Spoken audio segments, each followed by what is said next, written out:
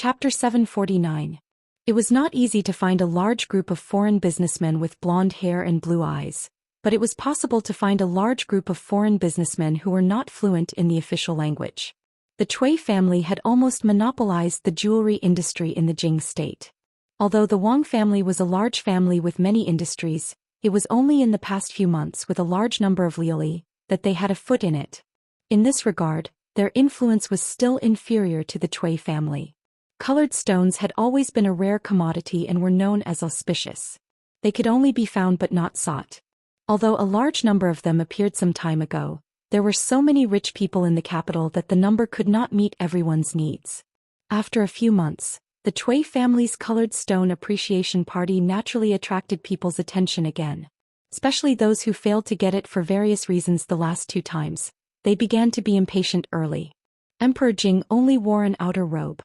After a meal he took a walk in the garden as usual. He wondered, where did the Cui family get so many colored stones? How would I know? Li Yi shook his head and said, however, the emergence of a large number of colored stones is not a good thing. If it is not controlled well it may cause a big mess. Emperor Jing looked at him and asked, what do you mean? Colored stones are precious because they are rare. If colored stones are like the gravel on the ground and can be found everywhere, then there is no value to speak of. Li Yi thought for a moment and said, Your Majesty, think about it.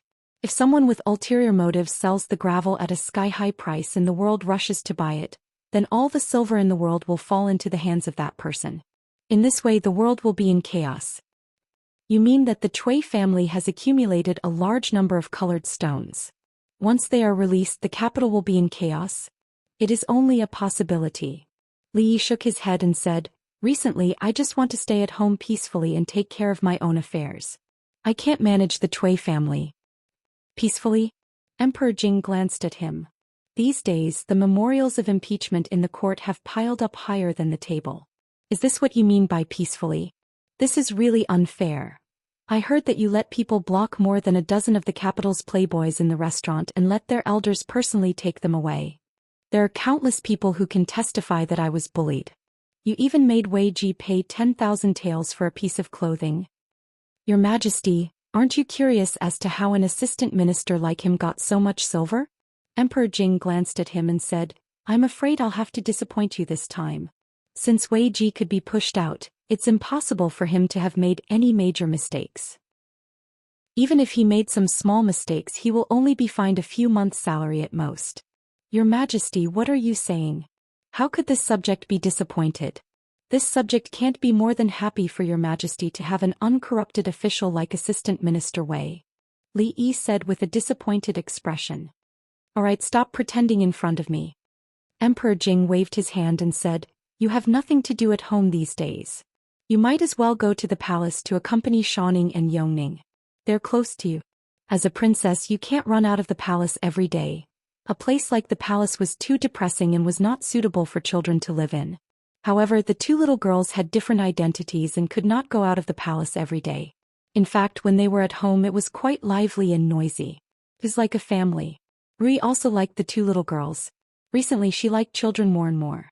When Li Yi walked out of the imperial garden, 2 small figures each carrying a small school bag were already waiting for him outside. They did not need to stay in the palace all day. Every day they would be sent to the Princess Royal's Women's College at a fixed time. Of course, due to their identities, they had specialized female teachers there and did not have many opportunities to interact with other people. Goodbye, Imperial Father. The proud Lolita waved at Emperor Jing from afar. Li Yi held one of them in each hand and walked out of the palace. Emperor Jing looked in that direction for a long time until the figures of 1 big and 2 small figures completely disappeared. Only then did he withdraw his gaze. His face showed some envy. Changde hesitated for a moment and went forward to say, County Marquis Li said that if you move out of the palace, it will be very beneficial to your body. Recently the weather has been hot. Your Majesty, why not move to Tujiang Courtyard? Emperor Jing looked around and saw the tall palace walls. His expression was a little sad. He murmured, I also want to. Li Yi had already decided on the new residence 2 days ago. It was not far from the mathematics college. The place was very big and the environment was quiet. It was the most suitable for a vacation and nurturing the fetus. The original owner was a wealthy merchant in the capital. He originally refused to sell it, but after hearing who was buying the residence, he completed all the procedures on the same day. The new residence could not be moved in immediately. Before that, Li Yi had to spend a few days to redecorate the inside so that it would be comfortable to live in. He had already thought about it. When the time came, he would not bring so many people to the new residence. He would only bring a few servant girls to be responsible for the daily cleaning work. As for taking care of Rui, he could do it himself. Speaking of which, he had been taken care of by others for 2 lifetimes. Now he had truly learned to take care of others. Of course, he had to thank Mississippi Lu. In the Qi Kingdom, when she was injured and he raised her like a pig, he cooked and brewed medicine every day. From time to time, he would take her out to relax, chat with her and sleep with her. He had never taken care of anyone like this before. It had also changed some of Li Yi's carelessness. All right. Husband, I really can't drink anymore, Rui said helplessly as she put down the spoon. Drink another mouthful. Li Yi picked up the spoon and blew on it before carefully reaching it over. He had brewed this soup for a long time. It was very nourishing and was most suitable for a pregnant woman to drink. Of course, one could drink it even if they were not pregnant. This soup had a comprehensive effect and tasted good. Xiao Huan had already drunk 2 small bowls. After drinking the last mouthful, Rui refused to drink any more no matter what. Li Yi saw that there was still quite a lot left in the soup bowl. It would be a waste to pour it away. After all, he had spent a lot of effort on this soup. He then turned to look at Xiao Huan. The little servant girl touched her slightly bulging belly and said pitifully, "Young master, I can't drink anymore." Li Yi shook his head. When he was about to pour the soup bowl out, he paused. Mississippi Lu was not practicing her swordsmanship in the courtyard. She put autumn water aside and sat by the stone table. She stared blankly in a certain direction. This scene made Li Yi's expression become a little dazed. It was as if he had returned to the small courtyard beside Fonglin Park. In the past, she rarely stared blankly like this. However, he did not know when it started, but Li Yi often saw this scene in front of him. The girl had grown up and had something on her mind. Mississippi Lu was not like Xiao Huan. Everything was written on her face. Although the two of them were very familiar with each other, it was undeniable that Li Yi had never seen through her thoughts. Drink some soup? Li Yi walked over with a small bowl and placed it on the stone table. Mississippi Lu glanced at him and did not say anything. It's delicious and nourishing.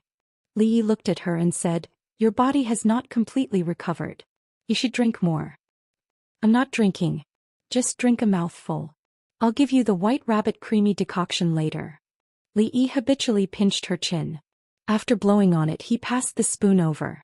Mississippi Lu opened her mouth and also habitually swallowed. Then Li Yi's hand froze. He seemed to have realized something. She lowered her head and looked down, but there was no expression on her face. This scene had actually happened often in the past. She would never go along with Li Yi's character. Whenever something happened, she would first resist a little and then reluctantly give in. For a long time she had been drinking medicine like this. She drank a mouthful of medicine and was rewarded with a white rabbit creamy decoction. The two of them were used to this kind of transaction. However, just now they seemed to have forgotten that this was no longer the Qi Kingdom. It was no longer the small courtyard beside Fragrant Forest Park where only the two of them resided. Sorry. It was a habit. Li Yi was the first to react. He quickly retracted his hand and did not let her drink the soup. He was ready to run away at any time. Mississippi Lu did not have any special reaction. She only glanced at him and said calmly, "Put it down." Put the soup down," Mississippi Lu repeated. After making sure that she was not angry at all, Li Yi put down the bowl and looked at her in surprise. This wasn't her style at all. Mississippi Lu glanced at him. "Why are you still here?" Li Yi looked at her and said, You're a little strange today." Holding autumn water in her hand, Mississippi Lu narrowed her beautiful eyes and asked, "How strange?" "Strange." Seeing that the familiar Mississippi Lu had returned, Li Yi took a step back and said with a smile, "You're quite pretty." Chapter 750. You're a little weird today. How so? You're so pretty. This sentence could even be used as a golden phrase to pick up girls in the future. Although the girl would not burst with joy after receiving such a compliment, she would still feel a little happy. However, in today's era, Any girl who stopped a random girl on the street and said the same thing would definitely not feel shy or happy. Scolding her as a lecher would be considered a light punishment, and if it was serious, a slap would be very likely. Mississippi Lu took a small sip of the soup and looked up at Li Yi. She asked, "What did you say just now? I didn't hear you clearly." "I said you're pretty good today." An upright person was not afraid of a crooked shadow. At times like this, Li Yi's expression was serious and his words were righteous. He did not feel guilty at all. "I wasn't pretty in the past?" Li Yi was surprised that Mississippi Lu could say such a thing. It was a free question. He shook his head and said, "I was pretty in the past too. Then what's nice about me today?" Mississippi Lu looked at him and asked, "Am I as pretty as Miss Zheng in Willow Lane?" This was a free question. The sun was a little dazzling today. It was so dazzling that Li Yi could not see Mississippi Lu's pretty face clearly. "Oh my, the sun is really poisonous today. It's so bright that I'm going blind. I can't see or hear anything." Fong closed his eyes and stood in the courtyard. He fumbled around with his hands. When he felt his way out of the courtyard, he even tripped on the steps and almost fell down. He was still complaining. Pretentious. Li Yi looked at Fong in disdain as he stumbled out. He turned back to look at Mississippi Lu and curled his lips. "It's cloudy today. Where did the sun come from? Why don't you find a good reason to lie?" Li Yi looked at the door worriedly and said, "Maybe there's something wrong with Fong's eyes and ears. I'll go take a look." Fong walked in from outside again. He scratched his head and said, "I forgot to tell you that those people have returned from Xuzhou." He handed a letter to Li Yi and said, "This was given to second miss by Miss Xianxia King. Miss Yang didn't come back with them this time. It seems that she left alone in Xuzhou." After saying that, he looked up at the sky and waved his hands in the air as he groped his way out of the courtyard. Li Yi, Mississippi Lu, as well as Fong and the others, had set off before the rest of the crowd. They had traveled day and night, so naturally they had to return to the capital first. The remaining team of nearly 100 people came back from Xuzhou under the leadership of Xianxia King. However, Fong just said that she didn't come back with the others. Li Yi walked over and handed the envelope to Mississippi Lu. "This is for you." He thought that since those people had returned, the materials donated by the king of Shu should have arrived. It was a lot of money. How should he spend it? "I've finished drinking. Remember to wash the dishes." After a while, Mississippi Lu had finished reading the letter. She put it on the table and stood up. She didn't argue with Li Yi about what had just happened. She turned around and went back to her room. Li Yi picked up the letter in surprise and looked at it. After a while, he slowly put it down. He glanced at the closed door of Mississippi Lu's room and frowned slightly. Xianxia King had left. Just as suddenly as she came, she left just as suddenly. She didn't say where she went, nor did she say whether she would come back. She just thanked Mississippi Lu in the letter for teaching her martial arts in the past 2 years. These 2 years were the happiest 2 years of her life. She would never forget all of this. She would always have such a master. She couldn't repay the kindness of giving her a new life. There was nothing else in the letter after that. Li Yi's index finger gently tapped on the table. A look of reminiscence appeared on his face. "Excuse me, does Rui Lu live here?" The young girl who was about the same age as Mississippi Lu appeared before him more than a year ago. She carried a small bag on her back and held a long sword in her hand. The cold expression on her face was exactly the same as Mississippi Lu's. At that time she wanted to challenge Rui, who was ranked first on the hero ranking board. She talked about the rules of Jianghu every time she opened her mouth. After losing to Rui, she wholeheartedly wanted to be her master. Although Mississippi Lu didn't agree, Li Yi was still a little surprised at her perseverance. Every day before dawn she would come over to boil water, chop firewood and clean the courtyard. She almost took care of all the chores in the house. Before her, Mississippi Lu was the most hard-working person that Li Yi had ever seen. After her, Li Yi had never seen anyone who worked harder than her. She seemed to be carrying a heavy burden that had been buried in the bottom of her heart. She had never revealed it to anyone. In the past 2 years, the only thing that she had done was to continuously surpass herself. From a petty thief who knew some kung fu, she had now become a top-notch master. Although she was still a long way from becoming a master or a master like Mississippi Lu, the speed of her improvement was too fast. She had a bright future ahead of her. Even now, she was ranked at the top of the heaven ranking board. Li Yi didn't know what she was carrying that made her so strict with herself. She was curious about the reason why Yang Liuqing left, but she was more concerned about Mississippi Lu's feelings. Her cold and unapproachable face was just a facade. She was cold on the outside but warm on the inside. She never talked much. She would prove everything with her actions. If she hadn't recognized her as a disciple from the bottom of her heart, she wouldn't have spent so much effort to cultivate her. Although she didn't show it on the surface when she left just now, Li Yi saw some different expressions on her face. Shuzhou. Li Yi had always known that Yang Liuqing had a secret. Especially on the way back from the Qi Kingdom, this feeling became stronger. Thinking of something, Li Yi walked out and entered another small yard. Second granduncle was asleep on the rocking chair. The sloppy old man squatted far away, flipping through a yellowed book. When Li Yi walked over, he didn't even notice it until Li Yi coughed softly. He hurriedly stuffed the book into his sleeve, raised his head and asked, "What's wrong? Are you going out?" As a martial arts grandmaster, it was inconceivable that he would need a reminder to realize that someone was approaching him. Li Yi looked at him and asked, "What book are you reading, Su? You're so engrossed in it." Hearing this, the sloppy old man straightened up and said with a smile, "A profound martial arts secret book. You won't understand it even if I tell you. It turns out that the men and women in the profound martial arts secret books don't wear clothes." Li Yi didn't expect him to be so reserved at such an old age. With his status and strength as a guru, he still needed to rely on this kind of book to solve his personal problems. He said with a smile, "Su, if you like it, I'll give you some more profound secret books next time. The color pages are very precious." Having seen more real and exciting things, although he was not very interested in those traditional picture books, it was still very easy for him to get a few. The sloppy old man said seriously, "You misunderstood. This is really a secret book, I know." Li Yi waved his hand and said, "Don't worry, Su. I won't tell anyone." If the news that a Wulin guru liked to read erotic books was released, the sales of Wulin tabloids would definitely increase greatly. After smiling, Li Yi's face became serious and he asked, "Does Su know something about Yang Liuqing?" The sloppy old man was about to explain. Hearing this, he looked at him and asked, "What happened to her?"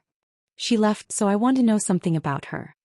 Li Yi told him about Yang Liuqing's departure.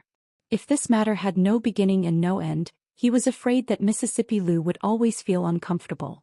The sloppy old man thought for a moment, then nodded and said, "The martial arts she used seemed to be from an old guy in the Wu Kingdom."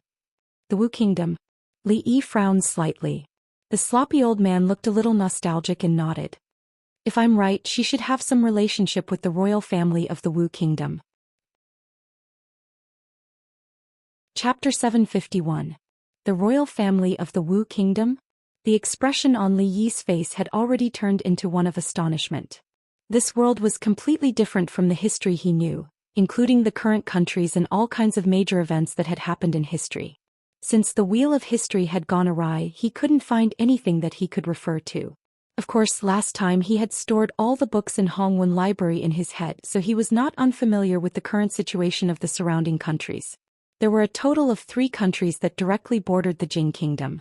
Needless to say, the Qi Kingdom and the Zhou Kingdom had been in constant conflict with the Jing Kingdom in history, and the current situation was still a little tense. The other country was the Wu Kingdom. Although the Jing Kingdom and the Wu Kingdom could not be called allies, there had not been much conflict before. For decades they had not invaded each other. The 4 countries had always maintained a delicate balance between them. The Qi Kingdom was indeed powerful and ambitious, so it was guarded against by other countries. But it was impossible for it to be the enemy of several countries at the same time. Even if the Zhou Kingdom cooperated with them for a short time, they had their own ideas, and it was impossible for them to be of one heart and one mind. The relationship between the Jing Kingdom and the Wu Kingdom had always been stable. For a long time, there was not much difference in the strength of the 2 countries. However, several years ago, a certain prince of the Wu Kingdom launched a coup without any warning, killed his brother and father and sat on the throne himself. Since then, the Wu Kingdom had been in a long period of turmoil. The loyal officials in the court were either dead or hiding. Several generals guarding the border with the reason of bringing order to the chaos and supporting the legitimate wife, gathered troops and rebelled against the court. There were also countless rebel armies in the country, forming a group of heroes and forming a separatist regime, which gave the current court of the Wu kingdom a headache. These words were once again confirmed by the sloppy old man. Li Yi had known for a long time that Monster Su was from the Wu kingdom. However, when one's martial arts cultivation reached such a realm, most of them would choose to go out and travel in order to make a breakthrough in their lifetime. As a result, the concept of countries and the like was much more vague. After the former emperor was assassinated, Empress Wendy also committed suicide. After gaining power, the second prince killed the crown prince with a cup of poisoned wine. Empress Wendy's youngest son and the 14-year-old princess Duanrong disappeared. They must have been hidden by the ministers loyal to the former emperor. The sloppy old man just narrated slowly without any extra expression on his face. How could that old fellow Yang Wanli just watch such a thing happen? Did something happen to him? Li Yi looked at him and asked with a frown. Su means, the sloppy old man said. Yang is the surname of the Wu kingdom, and that little girl knows Yang Wanli's famous technique. Even if she isn't a member of the royal family, she must be related to that old fellow. This was all he could get from the sloppy old man. Li Yi thought for a while. Although she was young and was good at doing those rough jobs, if he thought about it carefully, he would find that apart from these things, she always seemed to hide some kind of temperament. Inadvertently, it overlapped with a girl who liked to eat egg fried rice. The next time he entered the palace, he would ask the eldest princess about the situation in the Wu kingdom. The royal family must have some secret ancient books that he couldn't see. When Li Yi walked back, he glanced at the tightly closed door of Mississippi Lu's room and felt a slight headache. Her only disciple had left without saying goodbye. She definitely wouldn't feel good in her heart. Furthermore, she was the kind of person who kept everything in her heart and wouldn't tell anyone. Even if he wanted to make her happy, he didn't know how to break through from this angle. Rui was like this when she was young. She kept everything in her heart. When father and mother left, she didn't cry. She didn't eat or drink. She just sat by the bed in a daze for 3 days. Rui looked at him and shook her head. If she has something on her mind, she won't listen to anyone. Li Yi showed a helpless expression and said, if she keeps it in her heart for a long time, it will cause problems. Don't worry, husband. I'll talk to her tomorrow. Rui smiled and brought the wooden basin over. She put it by the bed and tested the temperature of the water. She said, husband, soak your feet first. Ever since Rui got pregnant, she was not allowed to intervene in any of the family's matters. With her physique, as long as she was not fighting another grandmaster, she would not be affected at all. However, this was an order from the old mistress. Xiao Huan followed her every day because the old mistress could not stay idle and wanted to do something. She had cried a few times. However, during the days when Li Yi came back, she would fetch a basin of hot water every night and wash his feet personally. Li Yi looked down at her delicate side profile. His eyes were in a trance and he suddenly jumped off the bed. Rui seemed to be a little scared. She looked up at him and asked in confusion, husband, you used to wash my feet. Today it's my turn to wash my wife's feet. Li Yi looked at her and pointed to the bed. He said, sit down. How can I do that? Husband, how can you? Rui shook her head repeatedly. Li Yi picked her up and put her on the bed. He said, it's natural for a husband to wash your wife's feet.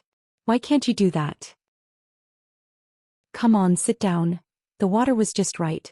Li Yi slowly took off her shoes and sock and soaked her feet in the wooden tub. Her feet were delicate and as white as jade. Her toes were neatly arranged like round pearls. Li Yi reached out to hold them and could feel that her body was a little stiff. Although he had helped her wash her feet many times, it was the first time he did something like this. She couldn't help but feel a little nervous. Li Yi didn't show any abnormality. He lowered his head and was patient and careful. The woman in front of him was his wife. She was the closest person to him in this world. Compared to what she had done for him, this was really nothing. At first he thought that he had always been honest in his previous life. He didn't do anything evil. But the heavens sent him to a place like this. He had no family, no friends, and nothing familiar. Was it too much? After experiencing so many things, that thought had long since been annihilated without a trace. This was not a punishment but a gift. Many images appeared in his mind. In the end, there were still many people here who loved him and were worthy of his love. For example, this quiet woman in front of him. She was his wife, a small life that belonged to them and was about to descend into this world. Rui was perfect. Her appearance was unparalleled and her martial arts skills were unparalleled. She was always so quiet and tranquil. She never had any temper tantrums. She would silently guard behind you and only appear when you needed her. She satisfied all the fantasies a man had about his other half. At this time she sat quietly on the bed and he washed her feet. After a while they were able to sleep in each other's arms. Li Yi felt that his luck was really damn good. I Lu Rui. It should be from that night in Willow Leaf Village. The moment the vague figure standing outside the door said this, his good luck began. Lowering her head to look at his serious expression, her body gradually relaxed. She placed one hand on her lower abdomen and used the other to help him tame a strand of his hair. The corner of her mouth revealed a smile that could charm all living things. Thank you, my husband. Li Yi raised his head and said, just a word of thanks. It's not sincere. A pair of soft arms wrapped around his neck. While Li Yi was still in a daze, he felt a cold sensation on his lips. How about this? She rarely took the initiative. Her pretty face was like a blooming flower. Not long after, Li Yi sat by the stone table in the courtyard and looked at the ridiculously round moon in the sky. The night was long and he couldn't sleep. Chapter 752. Li Yi lay on the rocking chair. The servant girl placed 2 peeled eggs in front of his eyes and rolled them gently. Yesterday he only felt a little sleepy after sitting in the courtyard until late at night. Li Yi felt that it was time to consider the matter of Rui and sleeping in separate rooms.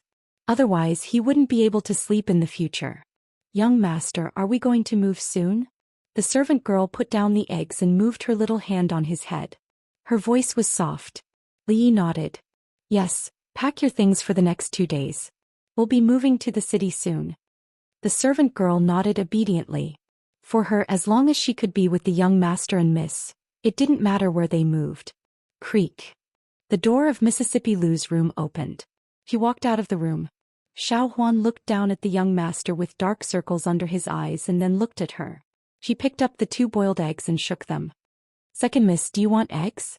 Yang Liuqing was probably the outsider that Mississippi Lu treated the most carefully.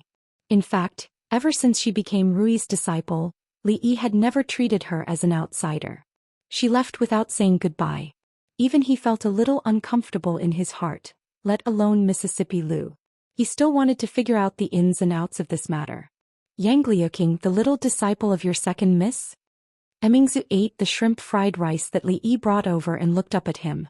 What about her? Help me check if there is anyone with the same name as her among the royal family or nobles of the Wu kingdom. Li Yi said and then opened his mouth. The arrogant Lolita put a peeled shrimp into his mouth. This was not the era of the developed internet in the future. It was easy to search for the needed information on the internet. It would be more troublesome for Li Yi to do this on his own. The royal family always had some special channels. Of course, these weren't things that Li Yi could easily come into contact with. Emingzu nodded and looked at the white-haired old woman beside her. Nanny, please make a trip. The old woman nodded and looked at Li Yi meaningfully. Then she turned and left. The arrogant Lolita peeled another shrimp for Li Yi. Then she hugged his arm and said coquettishly, Sir, can you take us out of the palace today? She was already 13 years old, almost 14 years old, and her body had begun to develop. Naturally, she had to pay more attention to her behavior. Concubine Yen had always been strict with her etiquette education, but when she saw Li Yi, she revealed her playful nature and no longer had any royal manners. Seeing that Li Yi was unmoved, she hurriedly winked at Yongning, who was chewing on the pork ribs. Although Yongning was young, she had always been Xianxia's little follower. She could understand her meaning with one look. She put down the pork ribs and hugged Li Yi's other arm. She blinked her big watery eyes and looked at him pitifully. Who could resist these 2 pairs of extremely cute and innocent big eyes? Li Yi sighed slightly and nodded helplessly. Sir is the best. The Tsundra Lolita jumped up and kissed him on the cheek. When there were no outsiders around, she would return to this little girl's temperament. Yongning also came over. Her mouth was still stained with oil. She blushed and kissed the other side of Li Yi's face. Although she was much younger than the arrogant Lolita, she was quieter because of her experience and was far less playful. Yongning, hurry up. Let's go change. The arrogant Lolita pulled Yongning and ran out of the morning dew hall. A group of palace maids followed behind in a panic and shouted, Your Highness, slow down. Concubine Liang had passed away early. Yongning was still young and would be afraid to live alone in the palace. Li Yi suggested to the old emperor to let her live with the arrogant Lolita and be taught by concubine Yan. Although Xianxia was playful, she still took good care of this little sister. Emingzi put down the bowl and looked at him. She asked, "Did you see father today?" No. Li Yi shook his head. He came today mainly to ask her about Yanglia King. He also wanted to see Yongning and the arrogant Lolita. He did not see the old emperor. Emingzi suddenly looked at him and hid the trace of hope in her eyes. She asked, "Is there really no way to cure father's body?"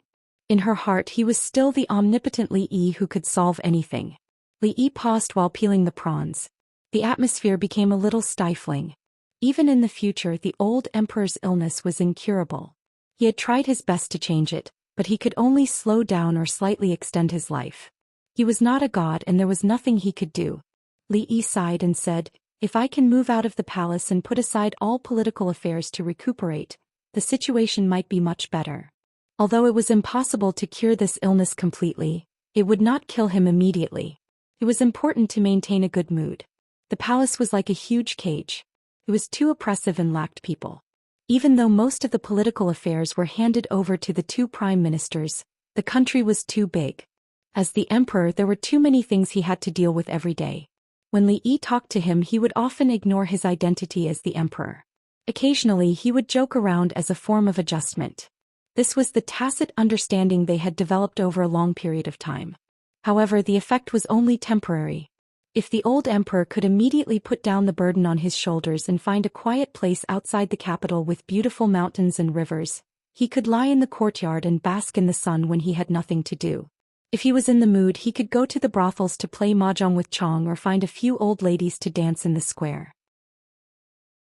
He could not say that he would live to a ripe old age, but he could definitely live for a few more years. However, Li Yi could not mention this method, and neither could the imperial physician. Even they knew it very well. "Father, he is very tired." Emingzi lowered her head. Her face was a little gloomy, but then she raised her head and said seriously, "I will try to persuade father." Li Yi nodded. She was probably the only one who could raise such matters with the old emperor. There was a short silence between the two of them. Then the sound of footsteps approached from afar. The white-haired old woman came over with a thick stack of books in her arms. He put them on the table. "These are all the information about the Wu Kingdom." Emingzi looked at Li Yi and said, "Take these books back and read them slowly. Remember to return them when you are done. It won't take much effort to find someone." Li Yi shook his head. Since these books were not for the public, it was better to leave them here to avoid bringing her unnecessary trouble. He picked up a book and casually flipped through the pages.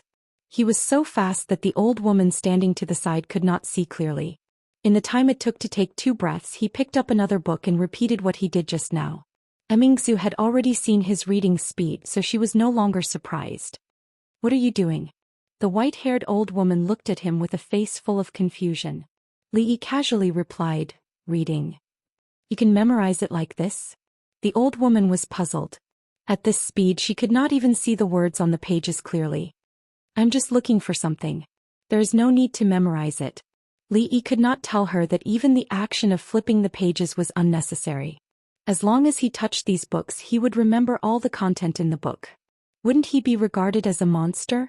The white-haired old woman looked at him as if she was looking at a monster. After he flipped through several books, the sound of flipping pages finally stopped. Li Yi's eyes stopped on a certain page. "Found it." He looked at some information recorded on it and his eyes slightly narrowed. Chapter 753. Have a look.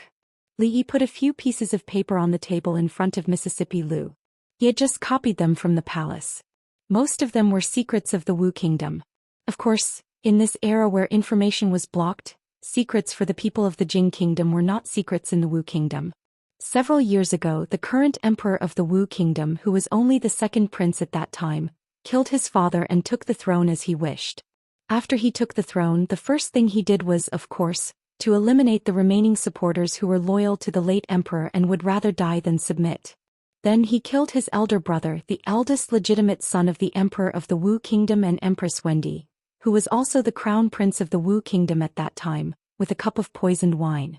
This was a normal action. No emperor would leave alive a person who could threaten his position. And there was more than one person who could threaten him. The emperor of the Wu Kingdom and Empress Wendy had 2 sons and a daughter. As the eldest son, the former crown prince was killed.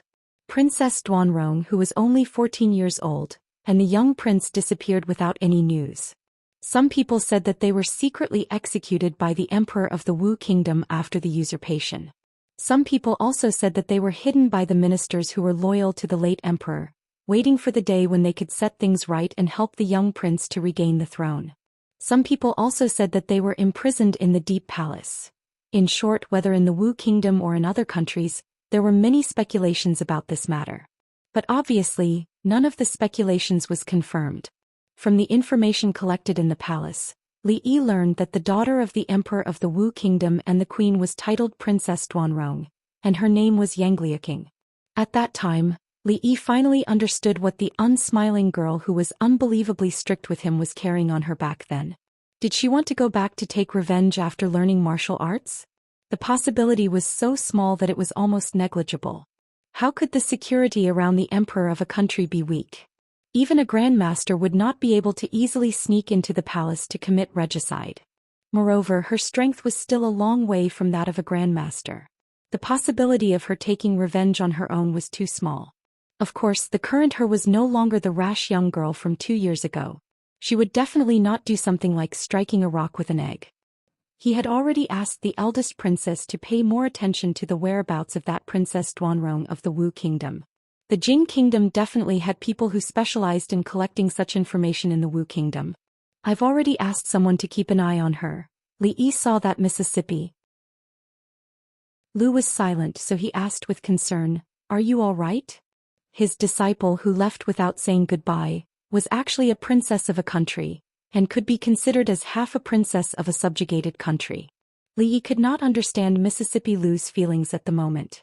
Although she was usually strict on the surface, they were about the same age and their temperaments were like carved from the same mold.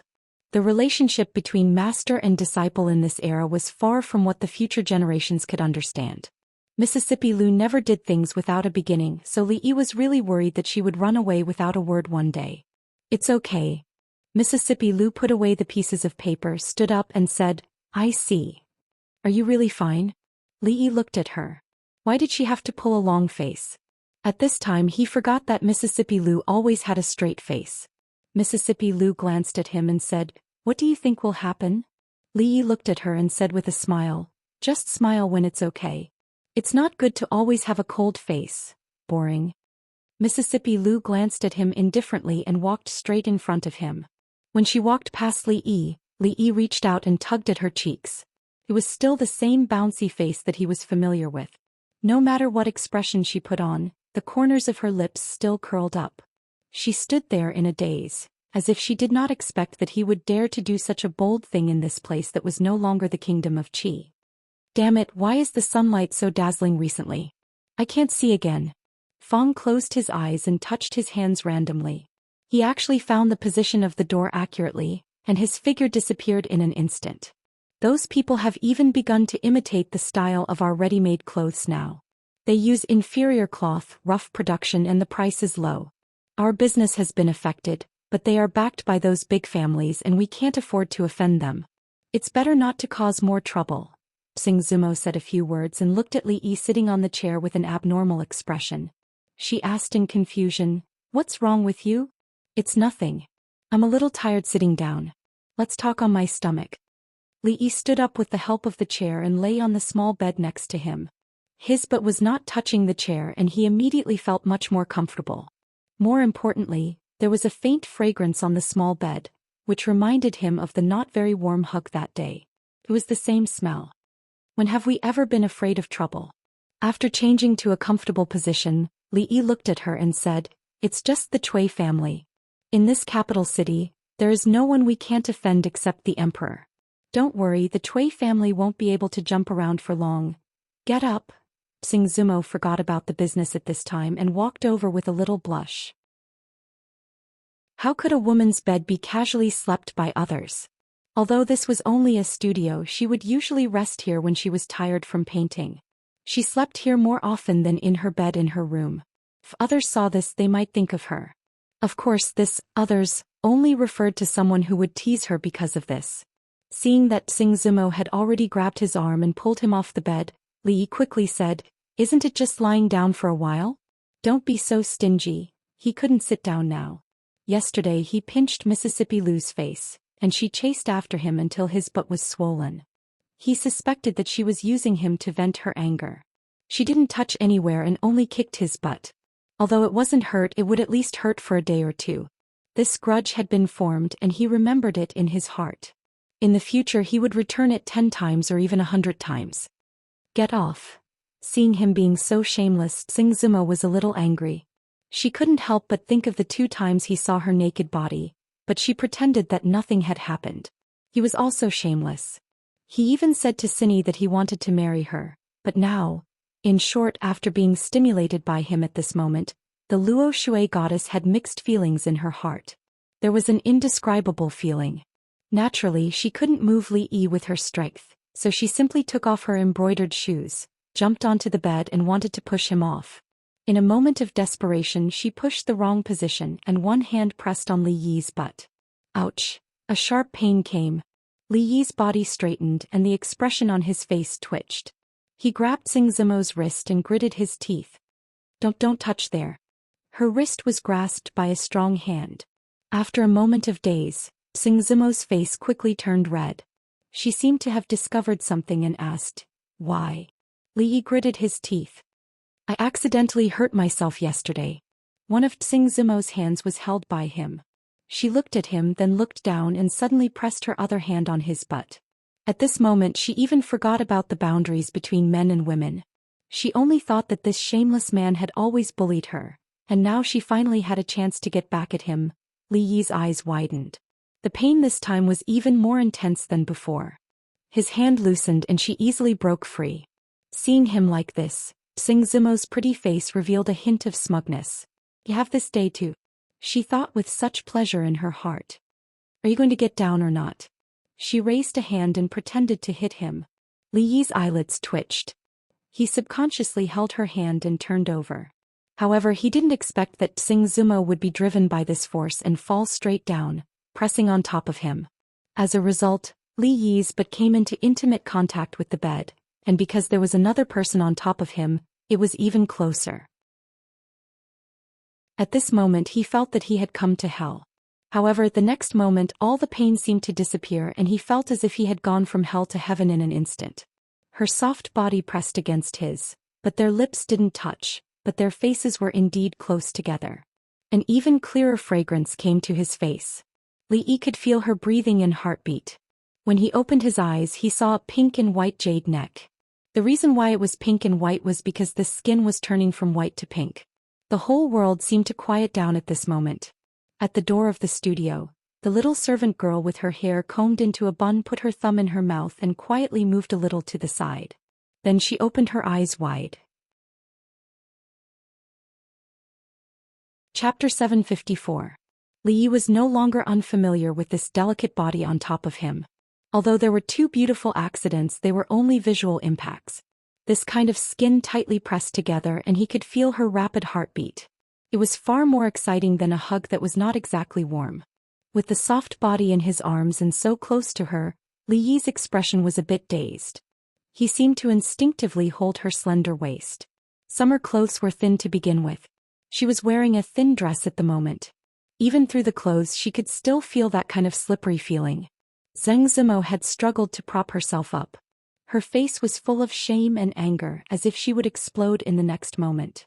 However, at a certain moment, a strange feeling came from her waist, causing her body to tremble slightly. She lowered her head and looked at him in disbelief. His expression was a bit dazed and his eyes were a bit unfocused. She saw a certain emotion in the depths of his eyes, which made her heart beat faster. Something seemed to melt in her heart. At this moment she was half propping herself up. Their bodies were no longer close together, but in reality, there was only an extremely small distance. This kind of distance was actually even more ambiguous. Li Yi only needed to shift his gaze slightly to see more scenery. However, he could not think about this at this moment. The dazed look in his eyes quickly dissipated, and he realized what situation he was in right now. He looked at her pretty face, which was inches away from him. Their breaths blew on each other's faces and they just stared at each other in a daze. Li looked away. He was worried that he would not be able to recover from her almost natural seductive posture, and his hands quickly let go. Zheng Zimo saw a certain emotion fade from his eyes. Her body stiffened slightly and her face was no longer blushing. A trace of pain and disappointment appeared in the depths of her eyes, and she struggled to climb up from his body. Li only glanced at her tentatively. When he saw the light in her eyes fade, his heart almost uncontrollably tightened. Without any hesitation, his hand once again wrapped around her slender waist, and he exerted a little force. In the end, the goddess of Luo Shui didn't get up. She fell on his body even more heavily than before. This time the two of them looked at each other's eyes and noses. They both saw the same thing in each other's eyes. They just stared at each other without saying a word. Only the sound of their heartbeats could be heard clearly in the quiet room. The servant girl, who had already put her thumbs in her mouth, finally seemed to realize something. She gently closed the door without making a sound. Then she pressed her ear against the door and held her breath. An excited expression appeared on her face. After a quarter of an hour she still didn't hear any sound. Her feet were a little numb from standing. She held onto the door and pressed her ears even closer. The door was opened from the inside. Li Yi supported Xiao Chui's forehead to prevent her from falling. He stepped out of the room, pinched her face and said, "So young yet not learning good things." Watching him walk out, Xiao Chui rubbed her face. When she looked into the room, she saw the young miss coming down from the bed. Her clothes were neat and tidy, but her face was a little red. Other than that, there didn't seem to be anything strange. She grew up in a brothel and naturally knew much more than ordinary women. She knew that if something had happened between them just now, the young miss would definitely not be like this. She shook her head with some regret. These two really were strange people. Zheng Zimo walked out of the room. Her face was still flushed like a peach blossom. She sat at the stone table in the courtyard and stared in a certain direction. Although they didn't say anything or do anything just now, the two of them hugged each other and stared at each other for a long time. Some things were different from before. These things didn't need to be said. Xing Shichen walked in from outside and even looked back suspiciously. He had met that person here several times, and with some rumors in the outside world he was almost certain of that possibility. He wanted to say something about this matter, but with the relationship between the two of them at this time he couldn't. He stood by the table and opened an exquisite paper package. He looked at Zheng Zimo and said with a smile, "Zimo, Fuji released a new product 2 days ago. The taste is not bad, try it." Zheng Zimo looked up at him. Although she didn't speak, she poured a cup of tea from the table and moved the teacup to the opposite side. The expression on Xing Shichen's face froze. He looked at her as if he couldn't believe it. His hand holding the teacup trembled slightly. He slowly sat down, suppressed the surprise in his heart, and drank the cup of tea in one gulp. The tea was cold, but the warmth in his heart even surpassed that of the day he was promoted to Assistant Minister of the Ministry of Revenue, and countless envious gazes in the court. The slovenly old man sat in the carriage and glanced at Li Yi. He asked, "Go back?" Li Yi nodded. The slovenly old man looked at him suspiciously and asked, "Didn't you come to see the house today? Haven't you seen it yet? Didn't you take a detour because of the traffic jam?" The slovenly old man looked at him as if he didn't know whether he had seen it or not. Li Yi waved his hand and got into the carriage. "Then let's go see it." What was it that made him so happy that he even forgot the serious matter of this trip? The slovenly old man looked back in a certain direction, and his heart was full of doubts. The house had almost been arranged and they could move in tomorrow. Li Yi had just packed some things he needed. As for the daily necessities and the like, there were maids to take care of them. Life in the future would not be so boring. In the morning or afternoon he could accompany Rui to take a walk by the lake of the Mathematics Institute, or he could walk more and go shopping. It was not far from the Imperial Palace, and the proud Lolita and Yongning could come over every day. Rui liked children and she also liked them to play at home. Li Yi did not know what it would be like at home after they gave birth to their children. Mississippi Lu's mood seemed to have improved again. Li Yi felt that the beating was not in vain, but he still had to remember it. A gentleman's revenge was never too late. One day she would definitely regret it. Everything had been going well recently. It seemed that all his bad luck had been used up when he was kidnapped by the Daoist nun. He could lie in the courtyard and bask in the sun peacefully. He did not have to think about anything, and he could not help but want to smile when he thought about it. The little maid's hands were soft, and it was comfortable wherever he pressed. Recently, the sunlight in this courtyard had been particularly dazzling, so when Fong came in he had to be careful. He did not want to see something that he should not see, and he did not have to worry too much about the problem of loyalty and justice. Young master, the Cui family is really going to hold a glass appreciation meeting. They invited a lot of people and it will be held in half a month. The Cui family must have invited a lot of people since they delayed the meeting so much, and it would not be limited to the capital. They were really making a big move. Others did not know how many pieces of glass the Cui family had accumulated, but Li Yi was very clear about what each piece of glass was. He knew it even better than the Cui family themselves. They dared to mess up their business. Although it was not a big impact, it was really disgusting. When it came to disgusting people, he had never been afraid of anyone. After thinking about it, he waved at Fong. Come here, there are some things that need to be arranged. Chapter 755. Although not everyone knew that the Cui family would hold a glass appreciation party in half a month, all the influential people in the capital received an invitation. Although the venue was not as high class as the Wang family's, it was said that the scale was much larger. The number of glasswares would be several times that of the Wang family's. It was strange that such a precious object as glass was rarely seen. Why did it suddenly increase these days? Many people were puzzled. The royal family once held a glass appreciation party, and there were many glass Buddha statues and wares on display. This was not strange. It was not strange for the royal family to take out any treasures.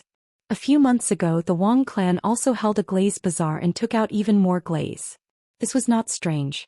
The Wang clan was rich enough to rival a country, and they coincidentally met a foreign merchant, so they obtained so many glaze wares.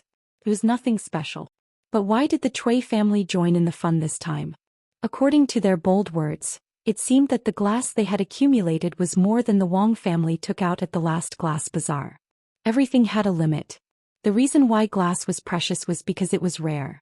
Only a fool would spend so much money to buy a glass appreciation party that was held every few days. Of course, the number of glass on the market was far from overflowing.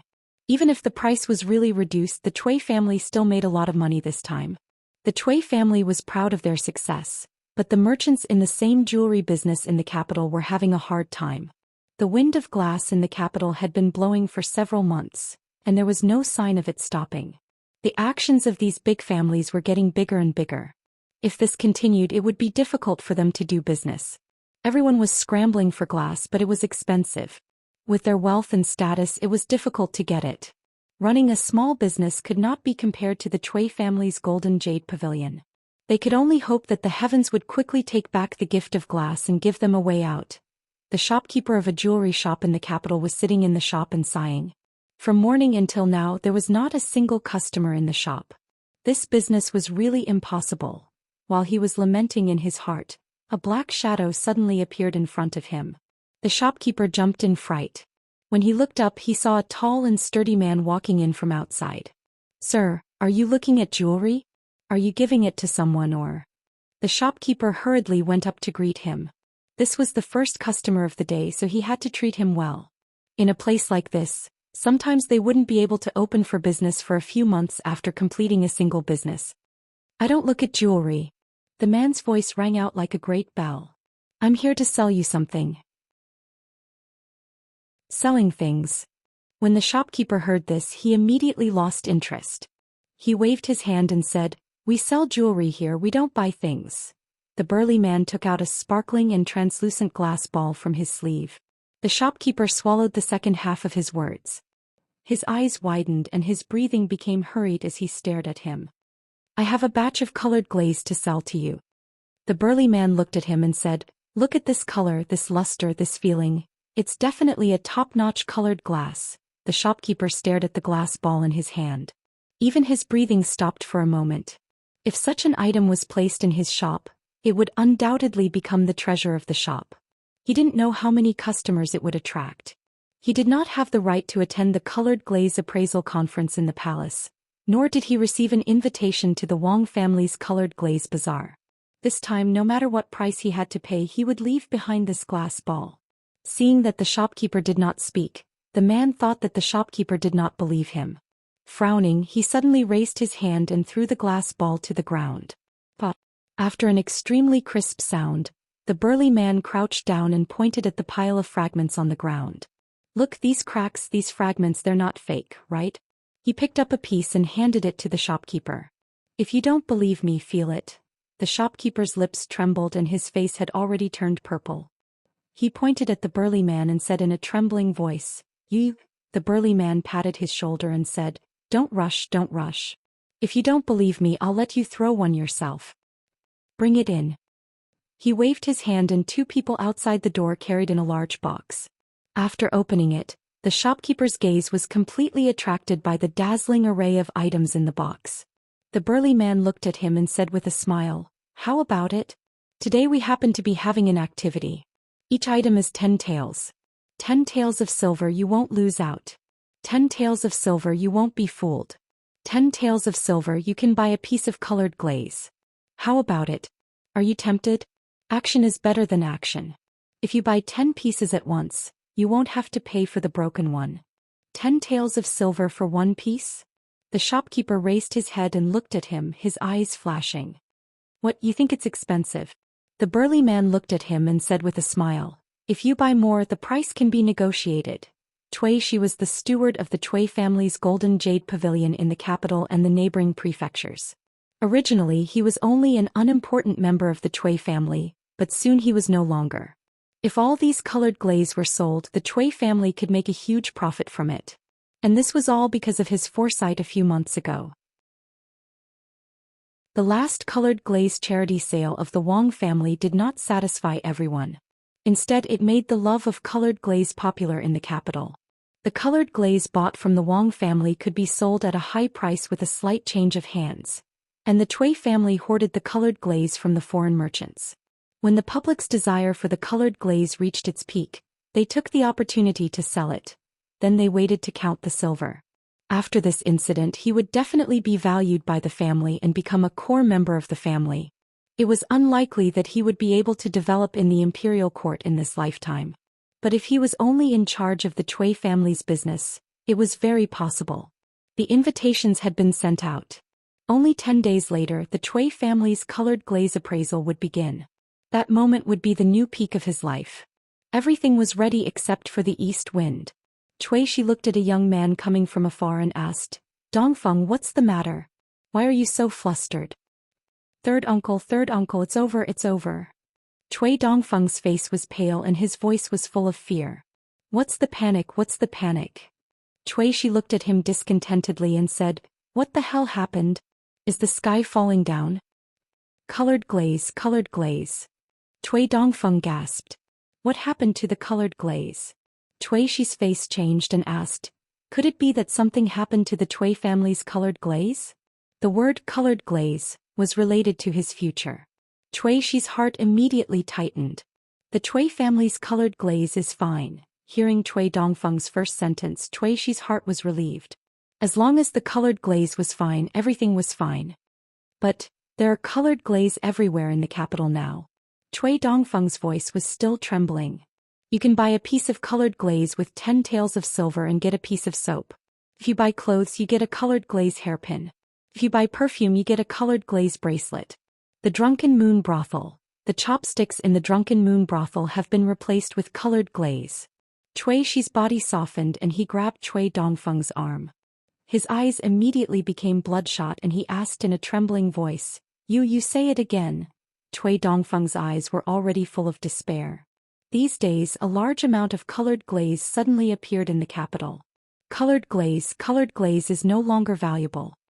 When the Cui family was about to hold a colored glaze appreciation party and wait to make a big profit, the originally hard-to-buy colored glaze suddenly became a common thing on the street overnight. Who would spend a lot of money to buy the Cui family's colored glaze? But the problem was that the price paid by the Cui family for these colored glaze was too great. Cui Shi knelt on the ground, his vision turned black and there was only one thought in his mind. It's over.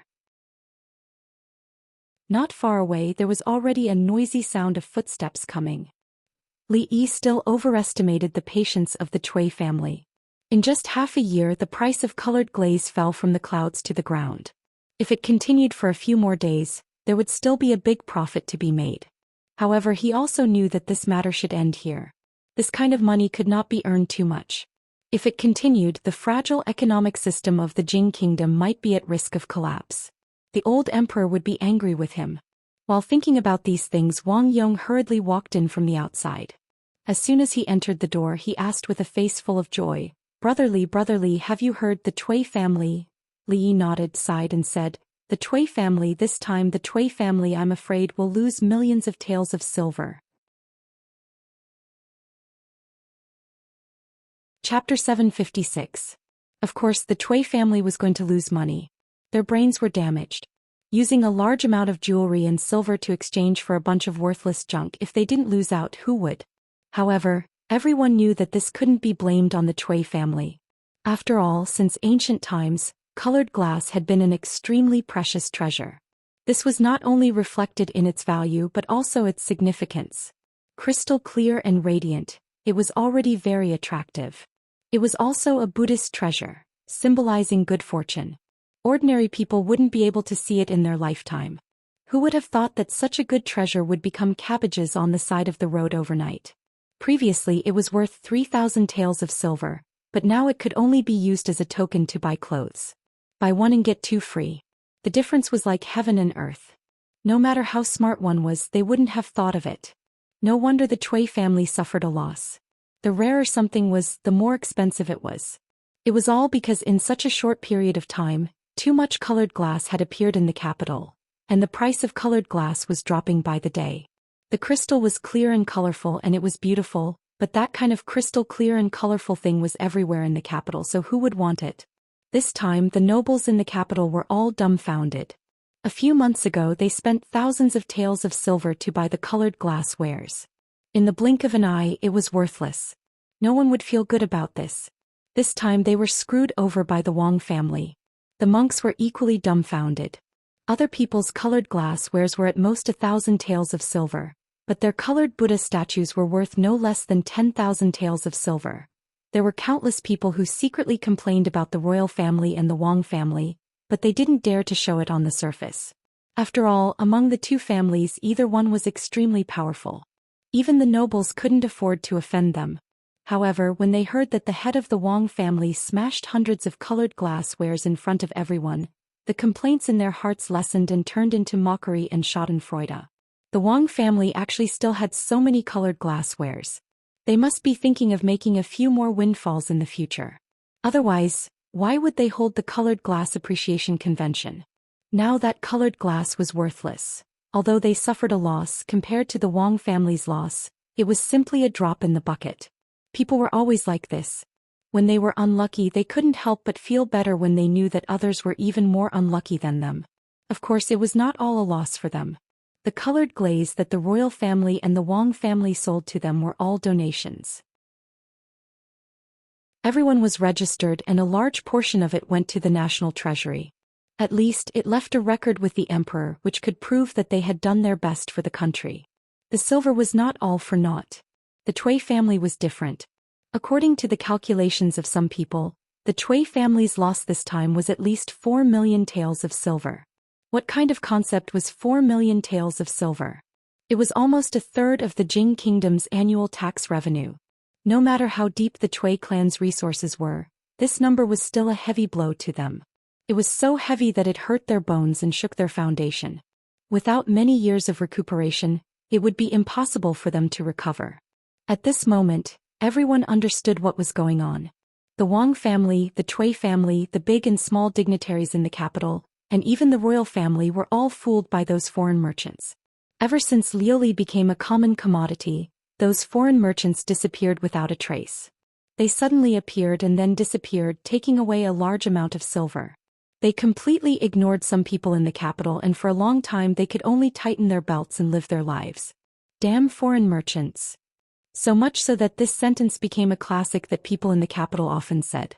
Where those foreign merchants went, even after many years, was still an unsolved mystery. I want a house to bring me here.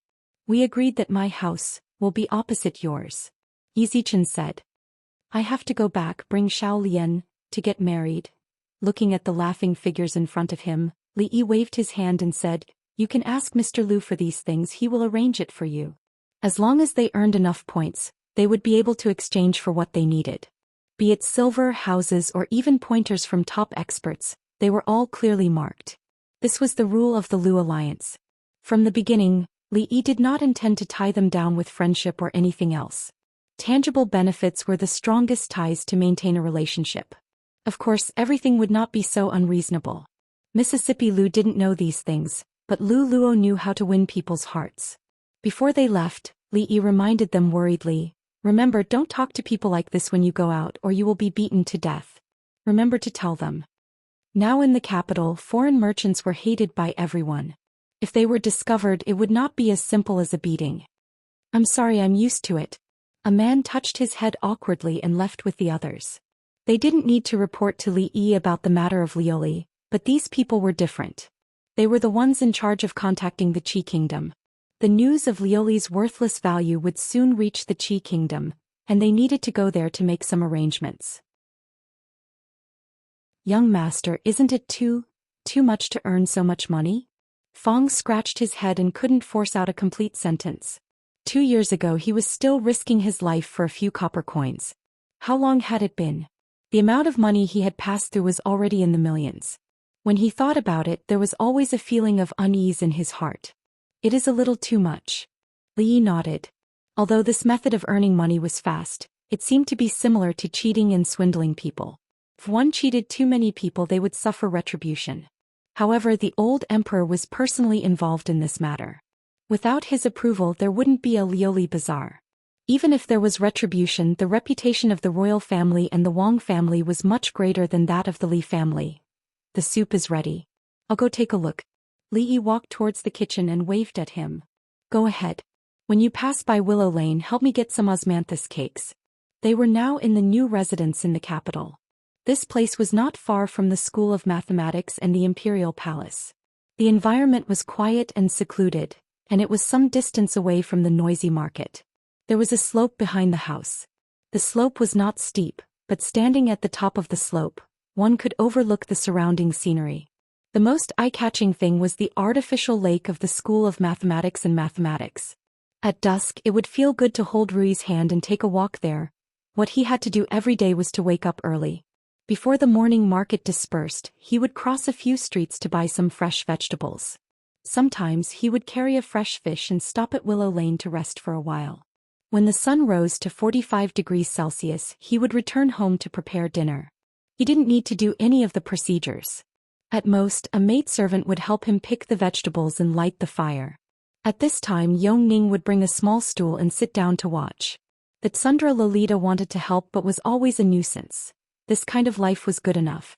Li Yi scooped a bowl of soup and tasted it. The taste wasn't too strong. He decided to let it boil for a while longer. He only drank a mouthful of soup, but he didn't want to waste it. He placed it on the stone table outside and walked to the back to call Xiao Huan to drink it. The soup was for Rui to keep her body healthy, but it was also good for ordinary women. It could beautify their skin, enhance their breasts, and stimulate their breasts. Little maidservants should drink more of it. This was the secret recipe of the old monk Tanin. It was said that it was for keeping her body healthy. Li Yi found a similar recipe in a book, but it had a few more effects. Xiao Huan couldn't be found. She might have gone somewhere with the Tsundra Lolita. When Li Yi returned, he saw someone sitting at the stone table. The bowl of soup had already been emptied. This soup tastes good. It took a long time. It's good for the body. Li Yi looked at the middle-aged man sitting there and smiled. Drink more if you like it. Chapter 757. This was the second time that Li Yi saw the old emperor leave the palace. He was still the same as when he was in Ningguang Fu, wearing an ordinary robe. His face was gentle and he looked like an uncle next door. No one knew that the person in front of them was the most powerful uncle in the entire Jing kingdom. The old emperor's illness was special. It was very dangerous when it acted up, so dangerous that there was a possibility that he would die every time. But normally if one paid attention there was no difference between him and a normal person. He did not come alone. The eldest princess was standing next to him wearing a slim dress. He did not know if it was because of the dress or if her figure had become better, but her figure seemed to be more exquisite than a few days ago. Moving here was for the sake of peace and quiet. There were not many servants in the residence, but even if they met they would not dare to stop them. So the old emperor had the opportunity to drink the soup that she prepared to trick Xiao Huan to drink. Changde came out of the kitchen with 2 bowls of soup. Li Yi glared at him. This old guy really did not treat himself as an outsider. Fortunately he had his own thoughts and even made a portion for Xiao Huan and Rui. Otherwise there would not be much left for Rui. Jing Emperor picked up another bowl and Changde handed the other bowl to the eldest princess.